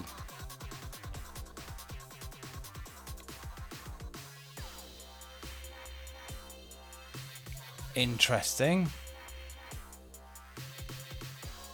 That moves a 32 into the number there and then sets true at 3C. That's weird. So that pointer there, A0, is the file name, and that's the load address. So I imagine that's just modifying the file name in some way. But the file name is absolute junk. 9D3C. Yeah, okay. That definitely looks like it's loading 9D3C. Okay. 9D3C. That's going to be our... that's going to be our little fella, isn't it? That's going to be our problem. Okay, let's just check something. Oh shit, I don't have an original copy of the code, do I? Right, hang on. Right, let's load that.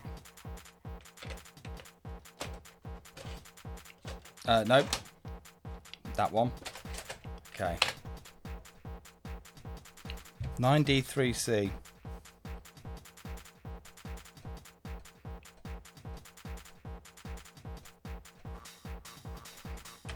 D3C. Okay. So that's a file name, but it's absolute junk, right? I've got a feeling the copy lock check does something there and changes that. So I tell you how we're going to test that. Okay, let's leave that there. What we're going to do, got that address written down. We're going to just run. In fact, we'll just run the game off a floppy disk, right? And then we'll let the game do its protection check, and then we're going to check that address and see what we've got. But before we do that, I do a BRB. And we're going to do the TT cracking true one now. And you have a commercial break. I'm sorry about that, but you know, it's the way it is. Right. BRB. Much love. See you in a bit.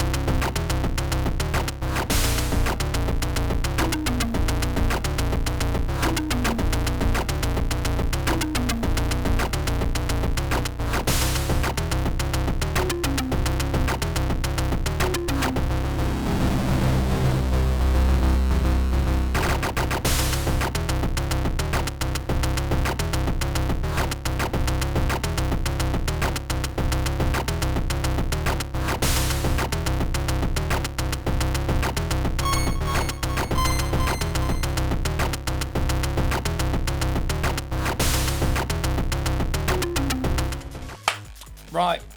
Okay. So to recap, what we're doing is we have a suspicion that it's trying to get the loader to load a file that's been trashed, a file name that's been trashed, which is at 9D3C.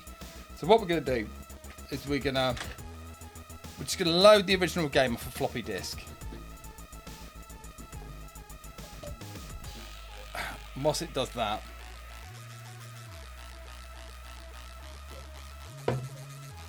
just top this up.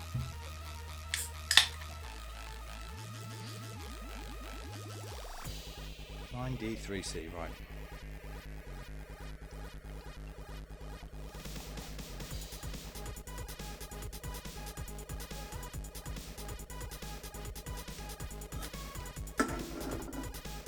Okay.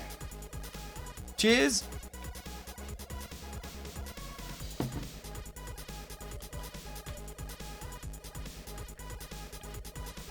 D3C.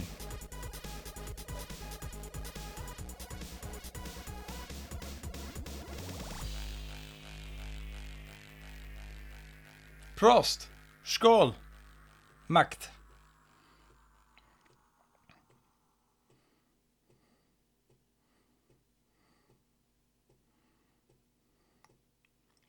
Yeah, I'm going to skip the intro.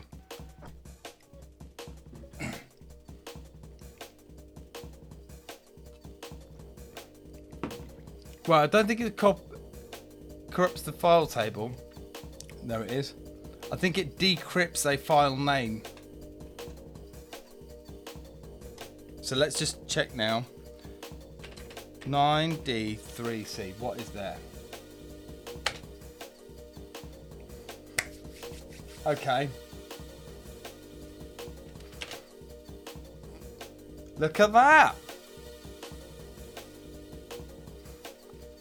Okay. I mean, there's going to be more of that, I think, but that's a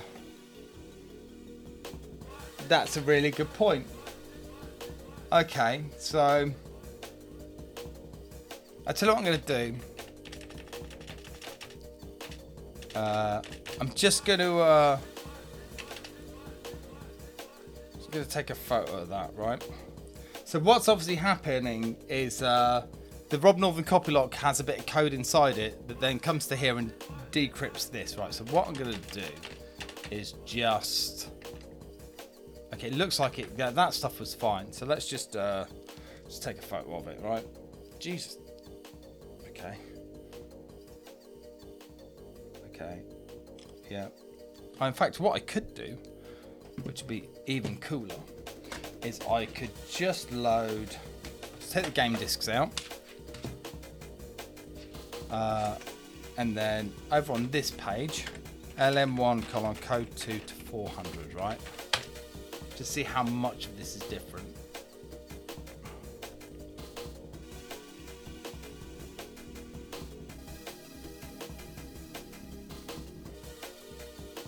One way would be to use the data breakpoint to find out where it's modified.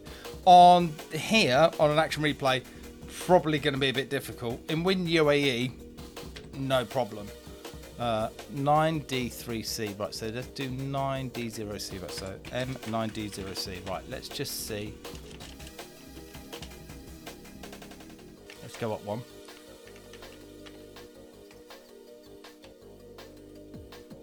Okay, those values there might just be, they just look like it's just because it's loaded.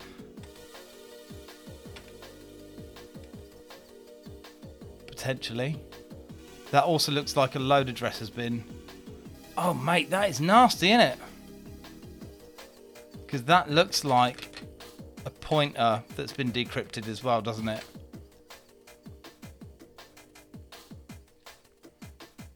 Doesn't it? That, oh, potentially. That's... that is interesting. Okay, so let's just try a little something out here, right? That's the only two bits that have been modified there, right? So let's just do a little cheeky hack. We'll add that one in.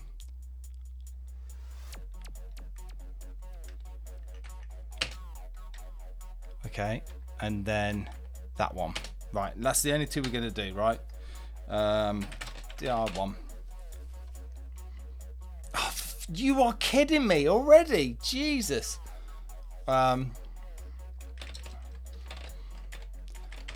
It's so annoying. Okay.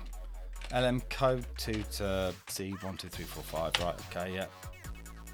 So let's do that to 400. Right. Just recover my bloody disc. Bear with me, everyone.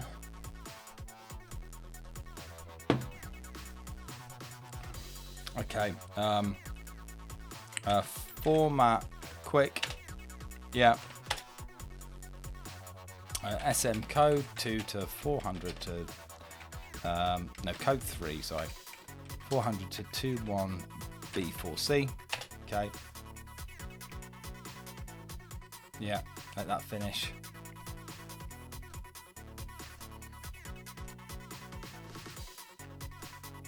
Takes a little while. So, I mean, that is it. Pyro, you got an option. We could, yeah, it's just a few, do a few choice bits. That's a good way of doing it.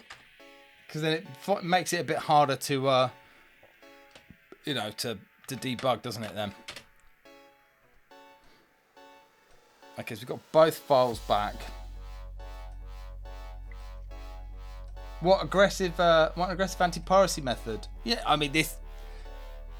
I was speaking to Galahad about it. Apparently it took Skid Row 2 days to do, which is, you know, if you're a cracker back in the 90s, that's probably 2 days of your, like, night and day, your entire life. So, you know. Oh, Cammer! Hugs, mate. How are you doing? Right, so, theoretically speaking, let's get rid of that. December 400. There's probably going to be more, so we probably need to take a different approach, if I'm honest. But let's just... typical crack is some hours. Yeah.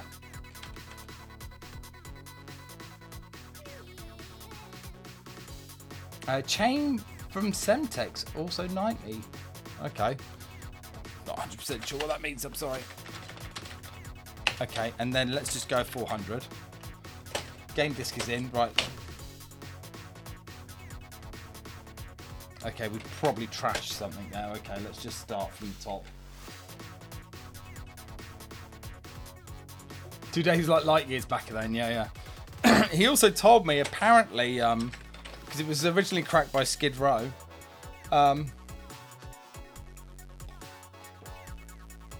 after jingling for revision, of course, because you did the soundtrack, didn't you? What does Galahad do nowadays? I think he's a used car guy. I think he finds cars, then fixes them up and then sells them on. I think. I don't know.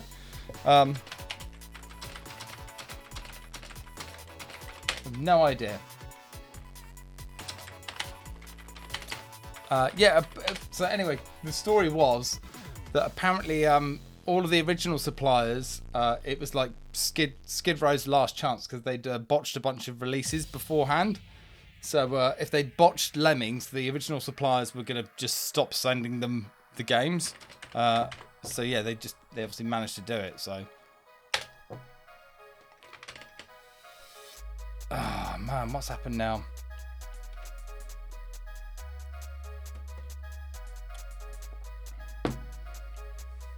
Is that how crunch time was coined? I don't know.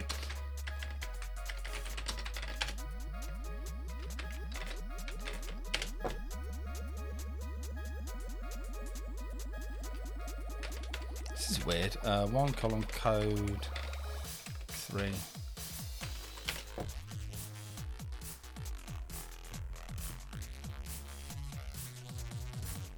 You got a job interview in Cheltenham on Friday. Hopefully the car will last the journey. Well, fingers crossed for you, mate.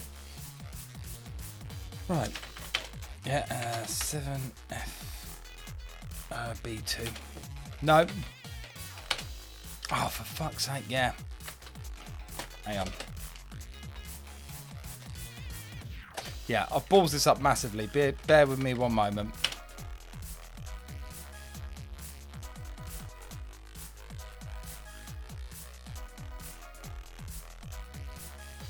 Oh, Gatto-san. I mean, links ain't gonna work, so yeah. Give me a mo. Hang on.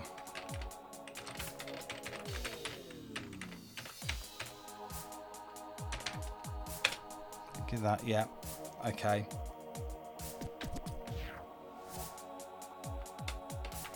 Oh, damn it. That means we've lost that, doesn't it? Shit, hang on.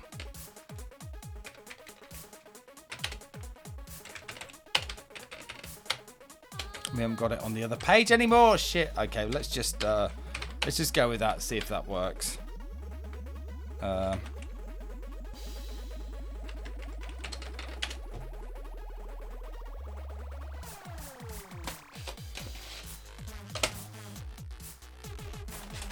Okay.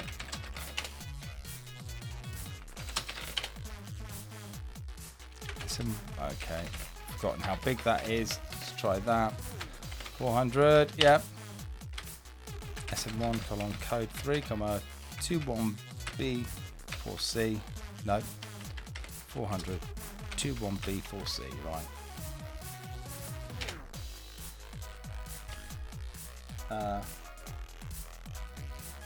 There's a ton of crossover from demo scene, crack scene on InfoSec and InfoSec. Turns out knowing how to defeat protection is a useful skill after all. Yeah. As a YouTuber, I can't remember what their name was. They were doing videos on like SOC programming and embedded systems, and then like, you know, security systems, and how they're very comparable to adding infinite lives to SNES games. So, which I thought was fun. Okay, I expect this is going to crash somewhere else, but let's go. Copy protection check. It's going to fail. Yeah. Is this school that got you doing what you're doing today? Yeah.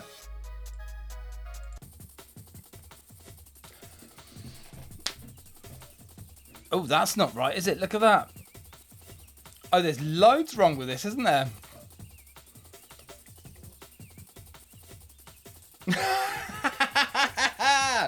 Okay. Wow. That is a bit shagged, isn't it?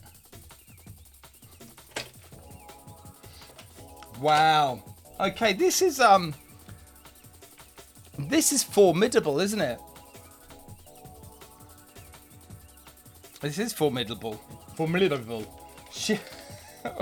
Go on then, Curl. Press the button. Press the button.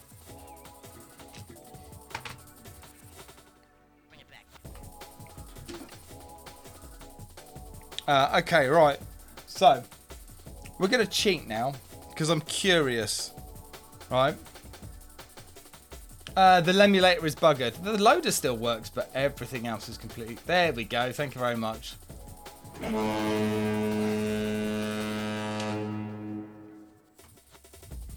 So, I'm curious, right? We've got a point, haven't we? Right? We know something is affecting address 9D3C, right? So let's cheat a bit, right?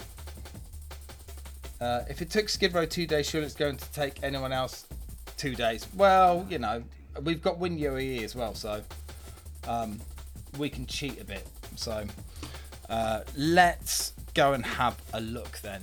So let's use the WinUAE debugger, and let's just see what happens. Right, action replay, yeah. And let's put the Lemmings discs in. Floppy drives, yeah. Lemmings disk 1, and I want a Lemmings disk 2 into drive 2, which would be IPF. I probably don't need disk 2, but we'll just go for it anyway. Lemmings disk 2, right. So, let me just tidy this up a little bit. Okay, close. Here we go. Sorry, this is a bit small. There's no way of making it bigger, unfortunately. So, enter the debugger, and what we're going to do is we're going to enter a memory watch point, ID 0 to 9D3C, right? Bam. Okay. So we're going to hit it at least once whilst it's loading the main game code. Can we speed this up? Oh, hang on. We can speed it up. Oh. And also whilst the intro, it uses the same area RAM, so let's just speed it up a bit as well. Okay. Ba ba ba. Yeah, I know. I know. Yeah. Yeah.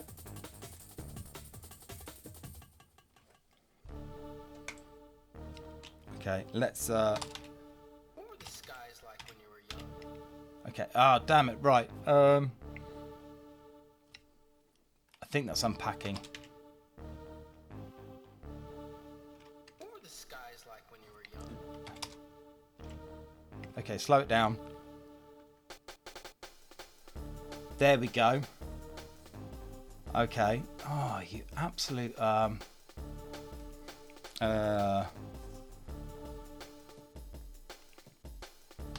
disable 300. Right, so it's done it.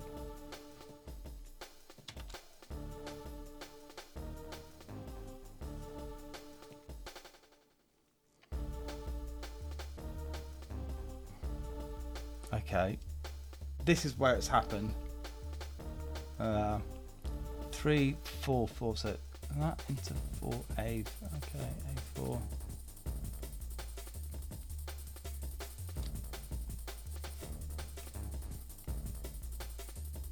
Moved along with C into A0. Yeah.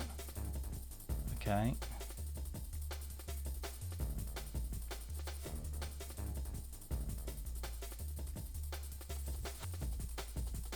Okay. Move.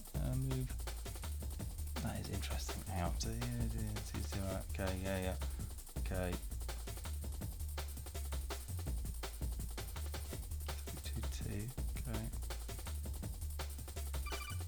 Well, someone's following. CT Point, welcome in. Okay.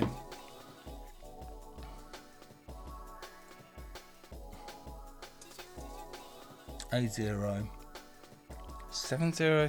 Well, that's interesting. Okay, so.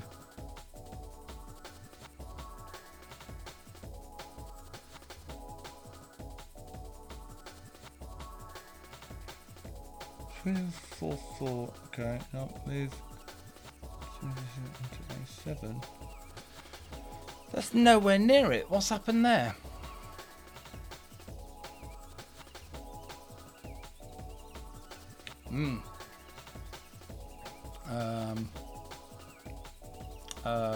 Some example, I was trying to track down where something was happening in the client system. Instead of trying to analyze shit tons of stuff, just took a binary and patched it and let it run, and boom, it was right in the correct spot without needing to analyze anything.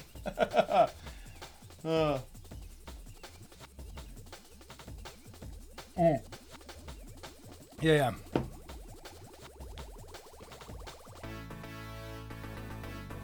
So what the? Okay. What's our status register actually? What are we doing? Status register is. Okay, so we're not in trace vector mode. So this is the code that fixes shit up. But what I don't understand is that's. Oh.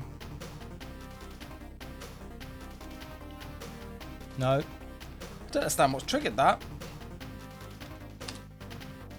3D, 3D, 9D3C. And that's been decrypted now. Okay. Night Gerbil, no worries, mate. The fact that the code that we're looking at is actually on the stack pointer tells me that it's the copy lock that's done it. So let's just trace through it for a bit. Okay. 7E B2, yeah. Add 8 D0. Oh dear. Oh yeah, that's nasty. Okay, move A7, A0 to that, A0 into C0, move what's that? Into D0. Oof. Add that to D0. Exclusive all that against a couple of instructions. Jesus. Okay. BNE. RTE. Okay. Oh, mate, that's quite nasty.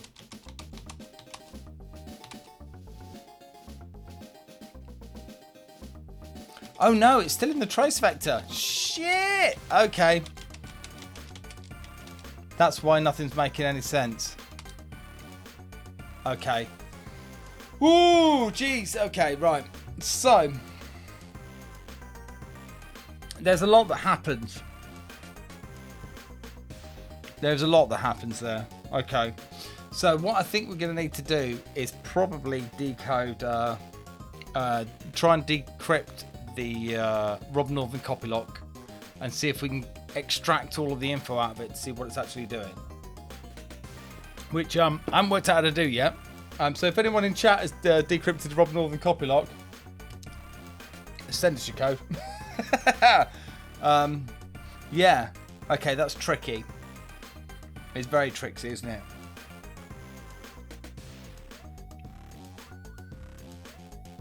Oh, I tell you what we could do.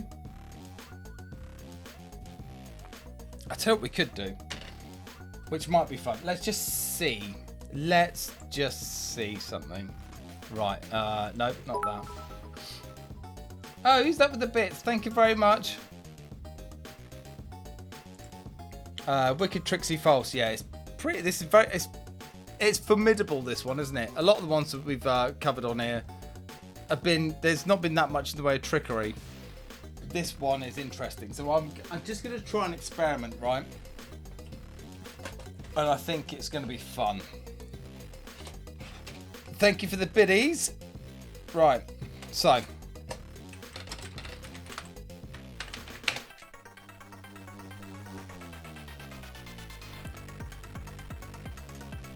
So what we're going to do, I want Lemmings Disc 1. Where did I put that? There. Right. So, and then also what we're going to do is going to load 1 colon code, comma C00400. Okay, is that right? 1, 2, 3, 4, 5. Yeah, okay. So we're going to load the executable into the place that it's supposed to be, and then up in that RAM area as well. Oh, I've been disconnected for... oh, Samson, you can't post those. Hang on. Let me just VIP you, dude. Hang on. There you go. Try that again. So, here's the plan, right? So I'm just going to enable disk as well.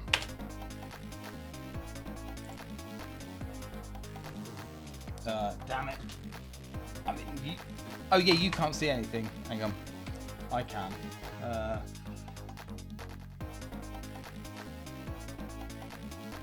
Ooh, okay. I'll have a read of that. Thank you very much there, Samson.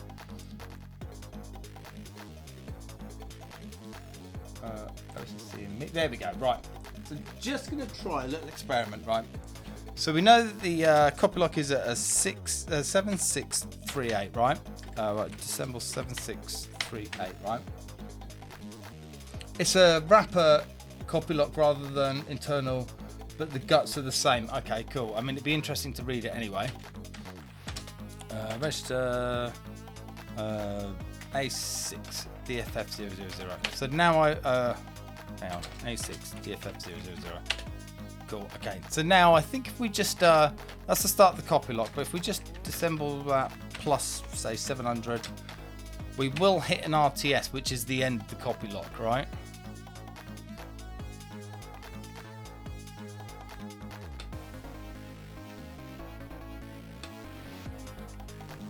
There, right. Breakpoint set. Right. Lemmings disc 1 in. Got our breakpoint set. So just going to try this. Go 7638.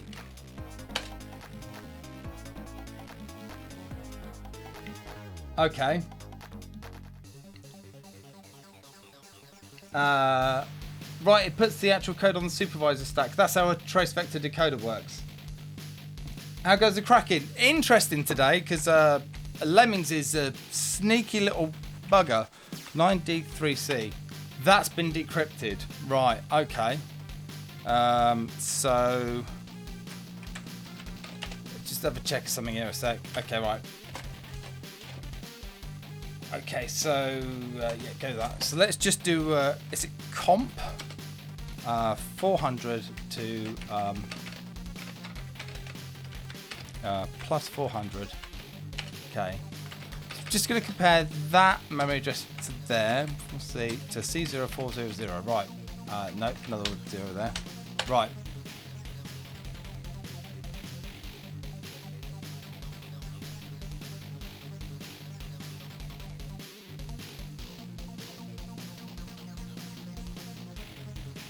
Hang on, that's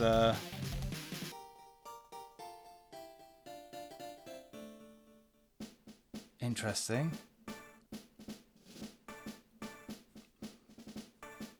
Okay, then it stops. A couple of bits up there. Okay. What are you doing with Lemmings? We're cracking them.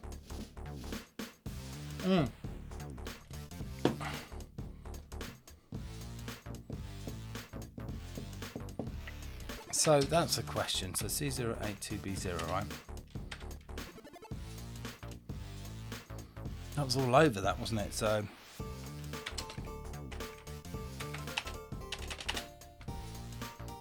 okay, and that's trashed the loader, hasn't it? Okay. This is a lot more tricksy than I thought it was going to be, if I'm honest. That is that's pretty good. So much checksums.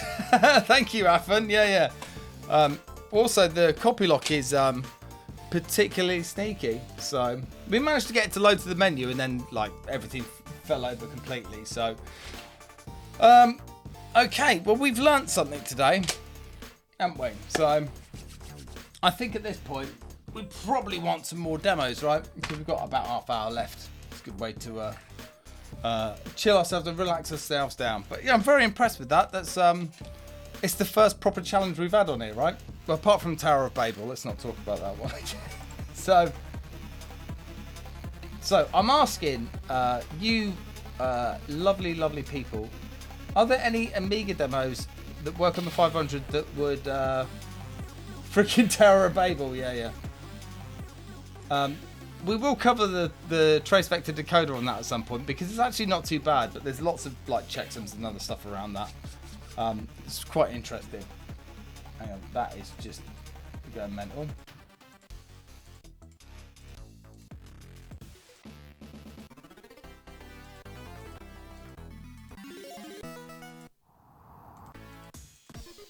There we go, that's better. Right, can I get some demo suggestions from you lot? If you got any. Doing this without an action replay, yeah, I can just use WinYoE, right? That's a lot easier.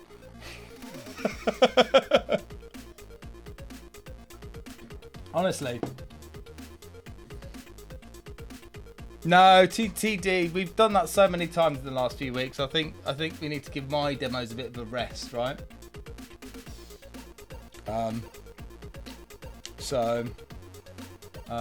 Any demo suggestions? Come on, bring them on.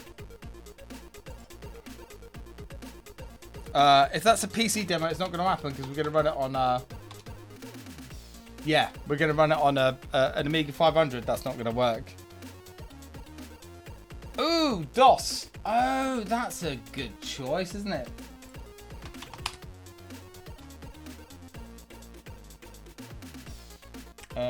Oh god. There's a lot of those though, isn't there? Hang on. Group. Andromeda. Yeah.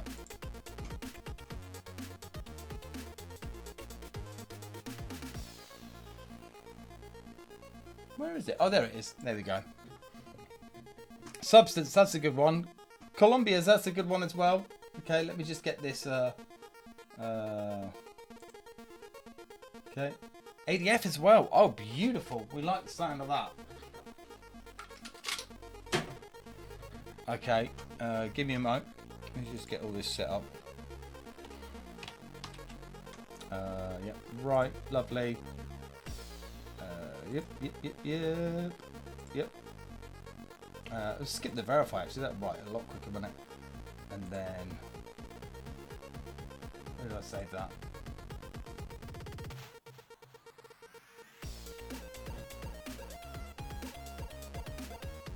Okay, yeah, it's fine, we'll just go there.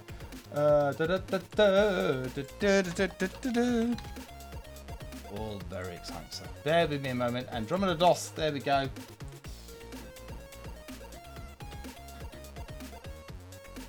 What on earth? Come on.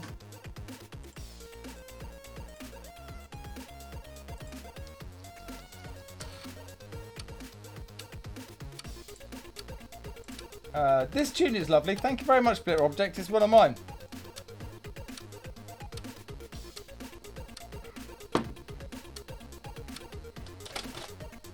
Right.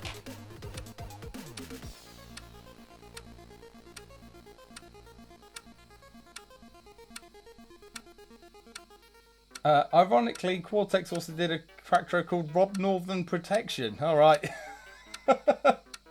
Brilliant. Right, so we've got Substance, Columbia. Any other suggestions, chuck them in. I'll try and grab them whilst we're watching this one.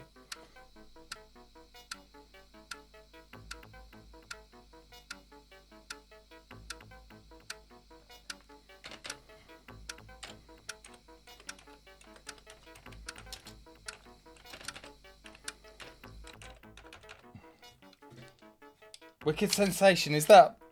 Oh, we did Sanity. We did Arts by Sanity not that long ago. I will check Wicked Sensation though. Right, first choice.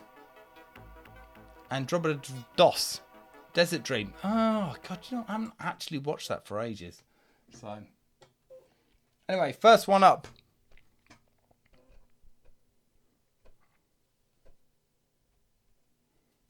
Is this.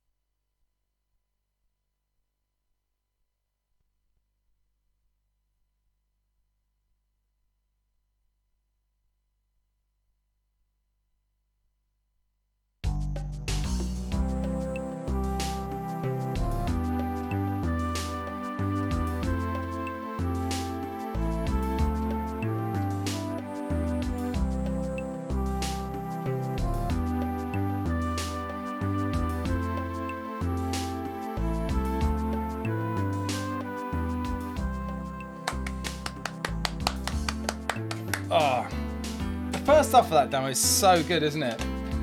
Sobs. Flitter object. No way.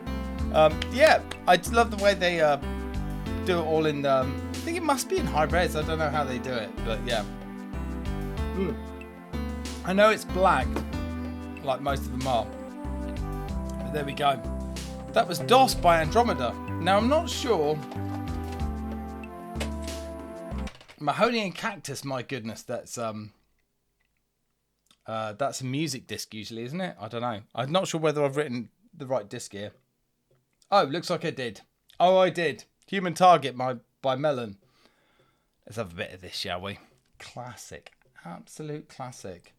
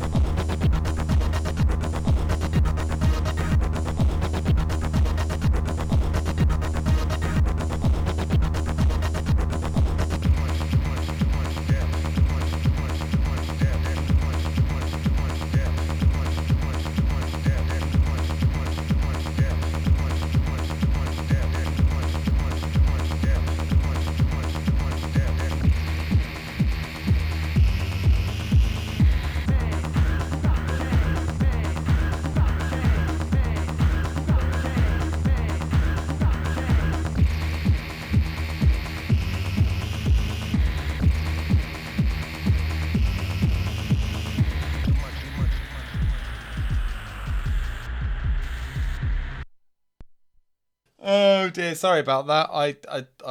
I ejected the disc a bit too early. Yeah, sorry about that. Let's give it a clap anyway. Oh, there we go. Melon Design Human Target, absolute classic. Still sounds great, doesn't it? Yeah, sorry about that. I literally ejected the disc whilst it was reading, and then it failed. So Sorry about that. Anyway, Substance from Cortex. Fantastic tune by Moby. This is great, and I hope you enjoy it. Are we doing yeah, we can get a few more demos in. It'll be fine. Okay. I think this one runs quite long, so if it goes over like 6 minutes, we'll play something else.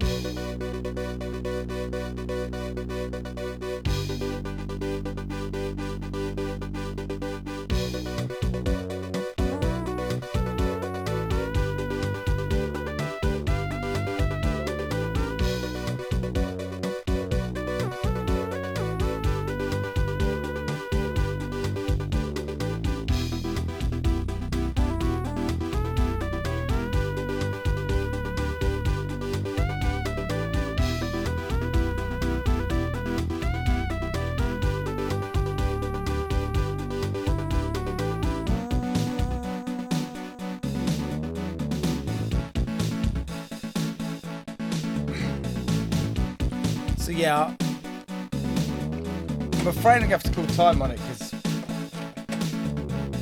while it's great and everything,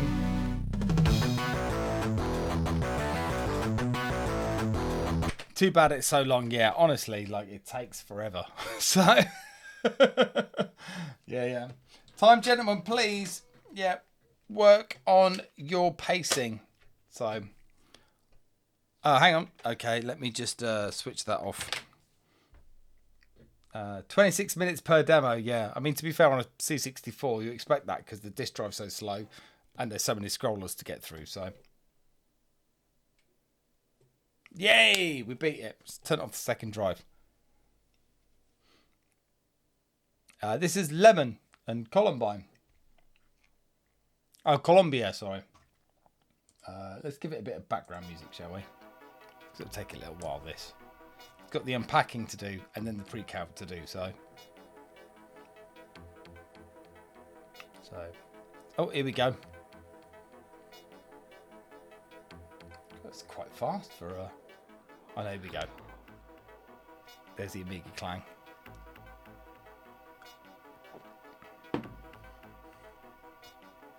At least it's not Odyssey, yeah. Crikey. I covered that on Amiga Addict once. It was quite painful trying to get screenshots of that damn thing. Is it like 45 minutes or something? 6, 7 discs? I can't remember. Here we go.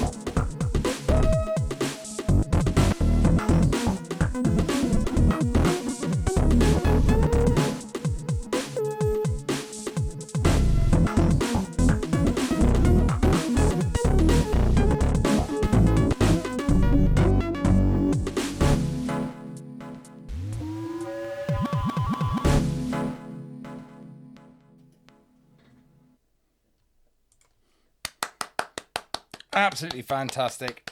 Love that. Just solid. Absolutely solid. So good. From Revision 2020, yeah, when we were all on our sofas. So yeah, there you go. That was great, wasn't it? Oh yeah, Virgil's he's just a master, isn't he? I can't remember what you guys. I've been writing discs whilst we've been between demos. I have no idea what we're going to get next. Oh, I think I might know. There you go. That's what we've got next. Good luck, encoder. Ship it. This is a classic. And I think it might be a bit noisier than the last one, so I'll just turn that down a touch. So yeah. Technological Death by Mad Elks.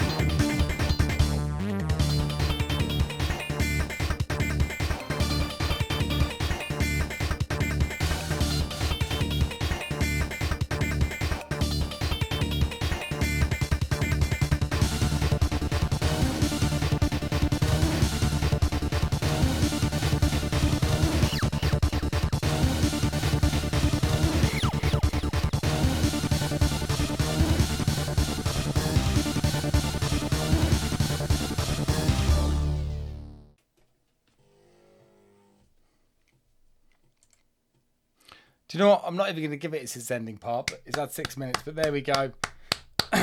Mad Elks, Technological Death. Let's give that a clap. I can't remember what this one is now. Like, someone suggested it. Let's give it a clap.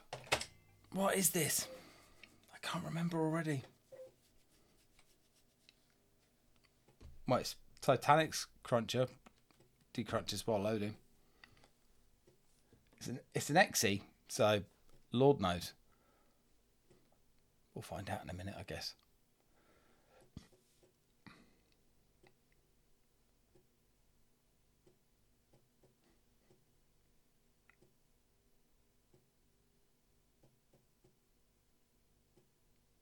No, it's not Wild Copper. I haven't downloaded that. I will get that for the next stream, though.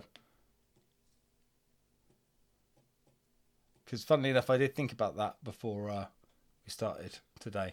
But I just didn't get it. Next time, though. Next week, definitely.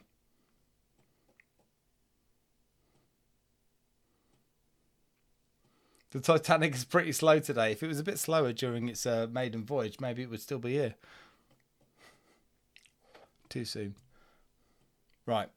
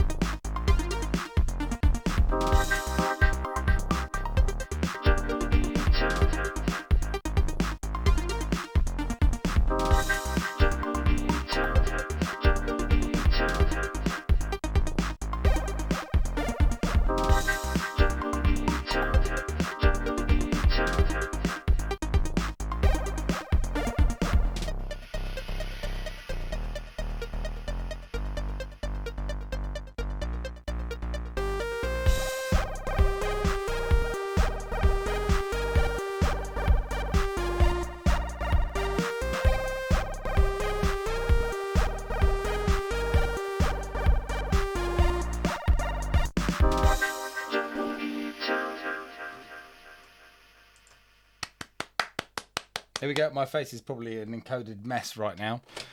There we go. Wow, that was great. I haven't seen that for quite a while, actually. I can't remember who suggested it, but thank you very much. That was absolutely awesome. Right, we're going to do one more. And, yeah, it's going to be pretty shameless. I'm sorry. So, I do apologise.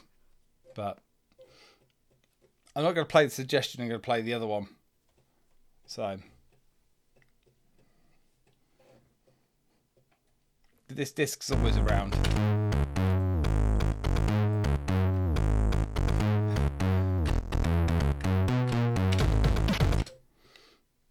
Keaton's got it.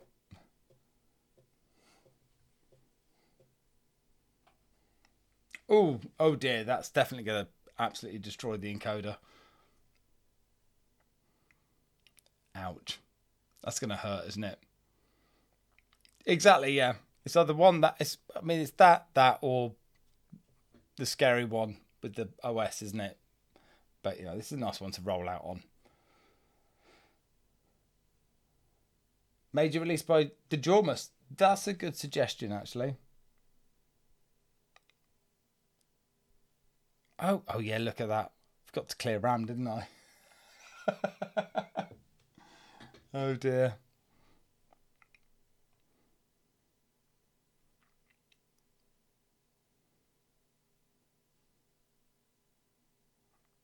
Oh, here we go.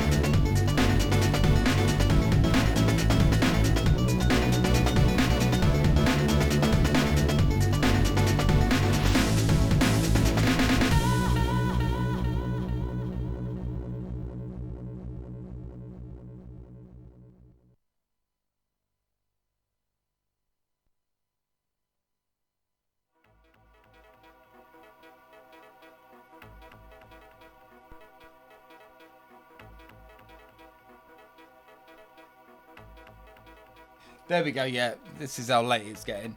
So there we go. That is our last demo for the evening. Yeah, that's working. Great. Thank you very much. Let's go to there. Excellent. There we go. That was Everywhere by myself off man. Right. Well, you know what we do at this time. Whoa, blimey heck, that's no good. What's going on there? It's because I don't have that much space here. Anyway, thank you all for tuning in. I'm going to go away and have a look at that Lemmings, because it seems a bit tricksy, right?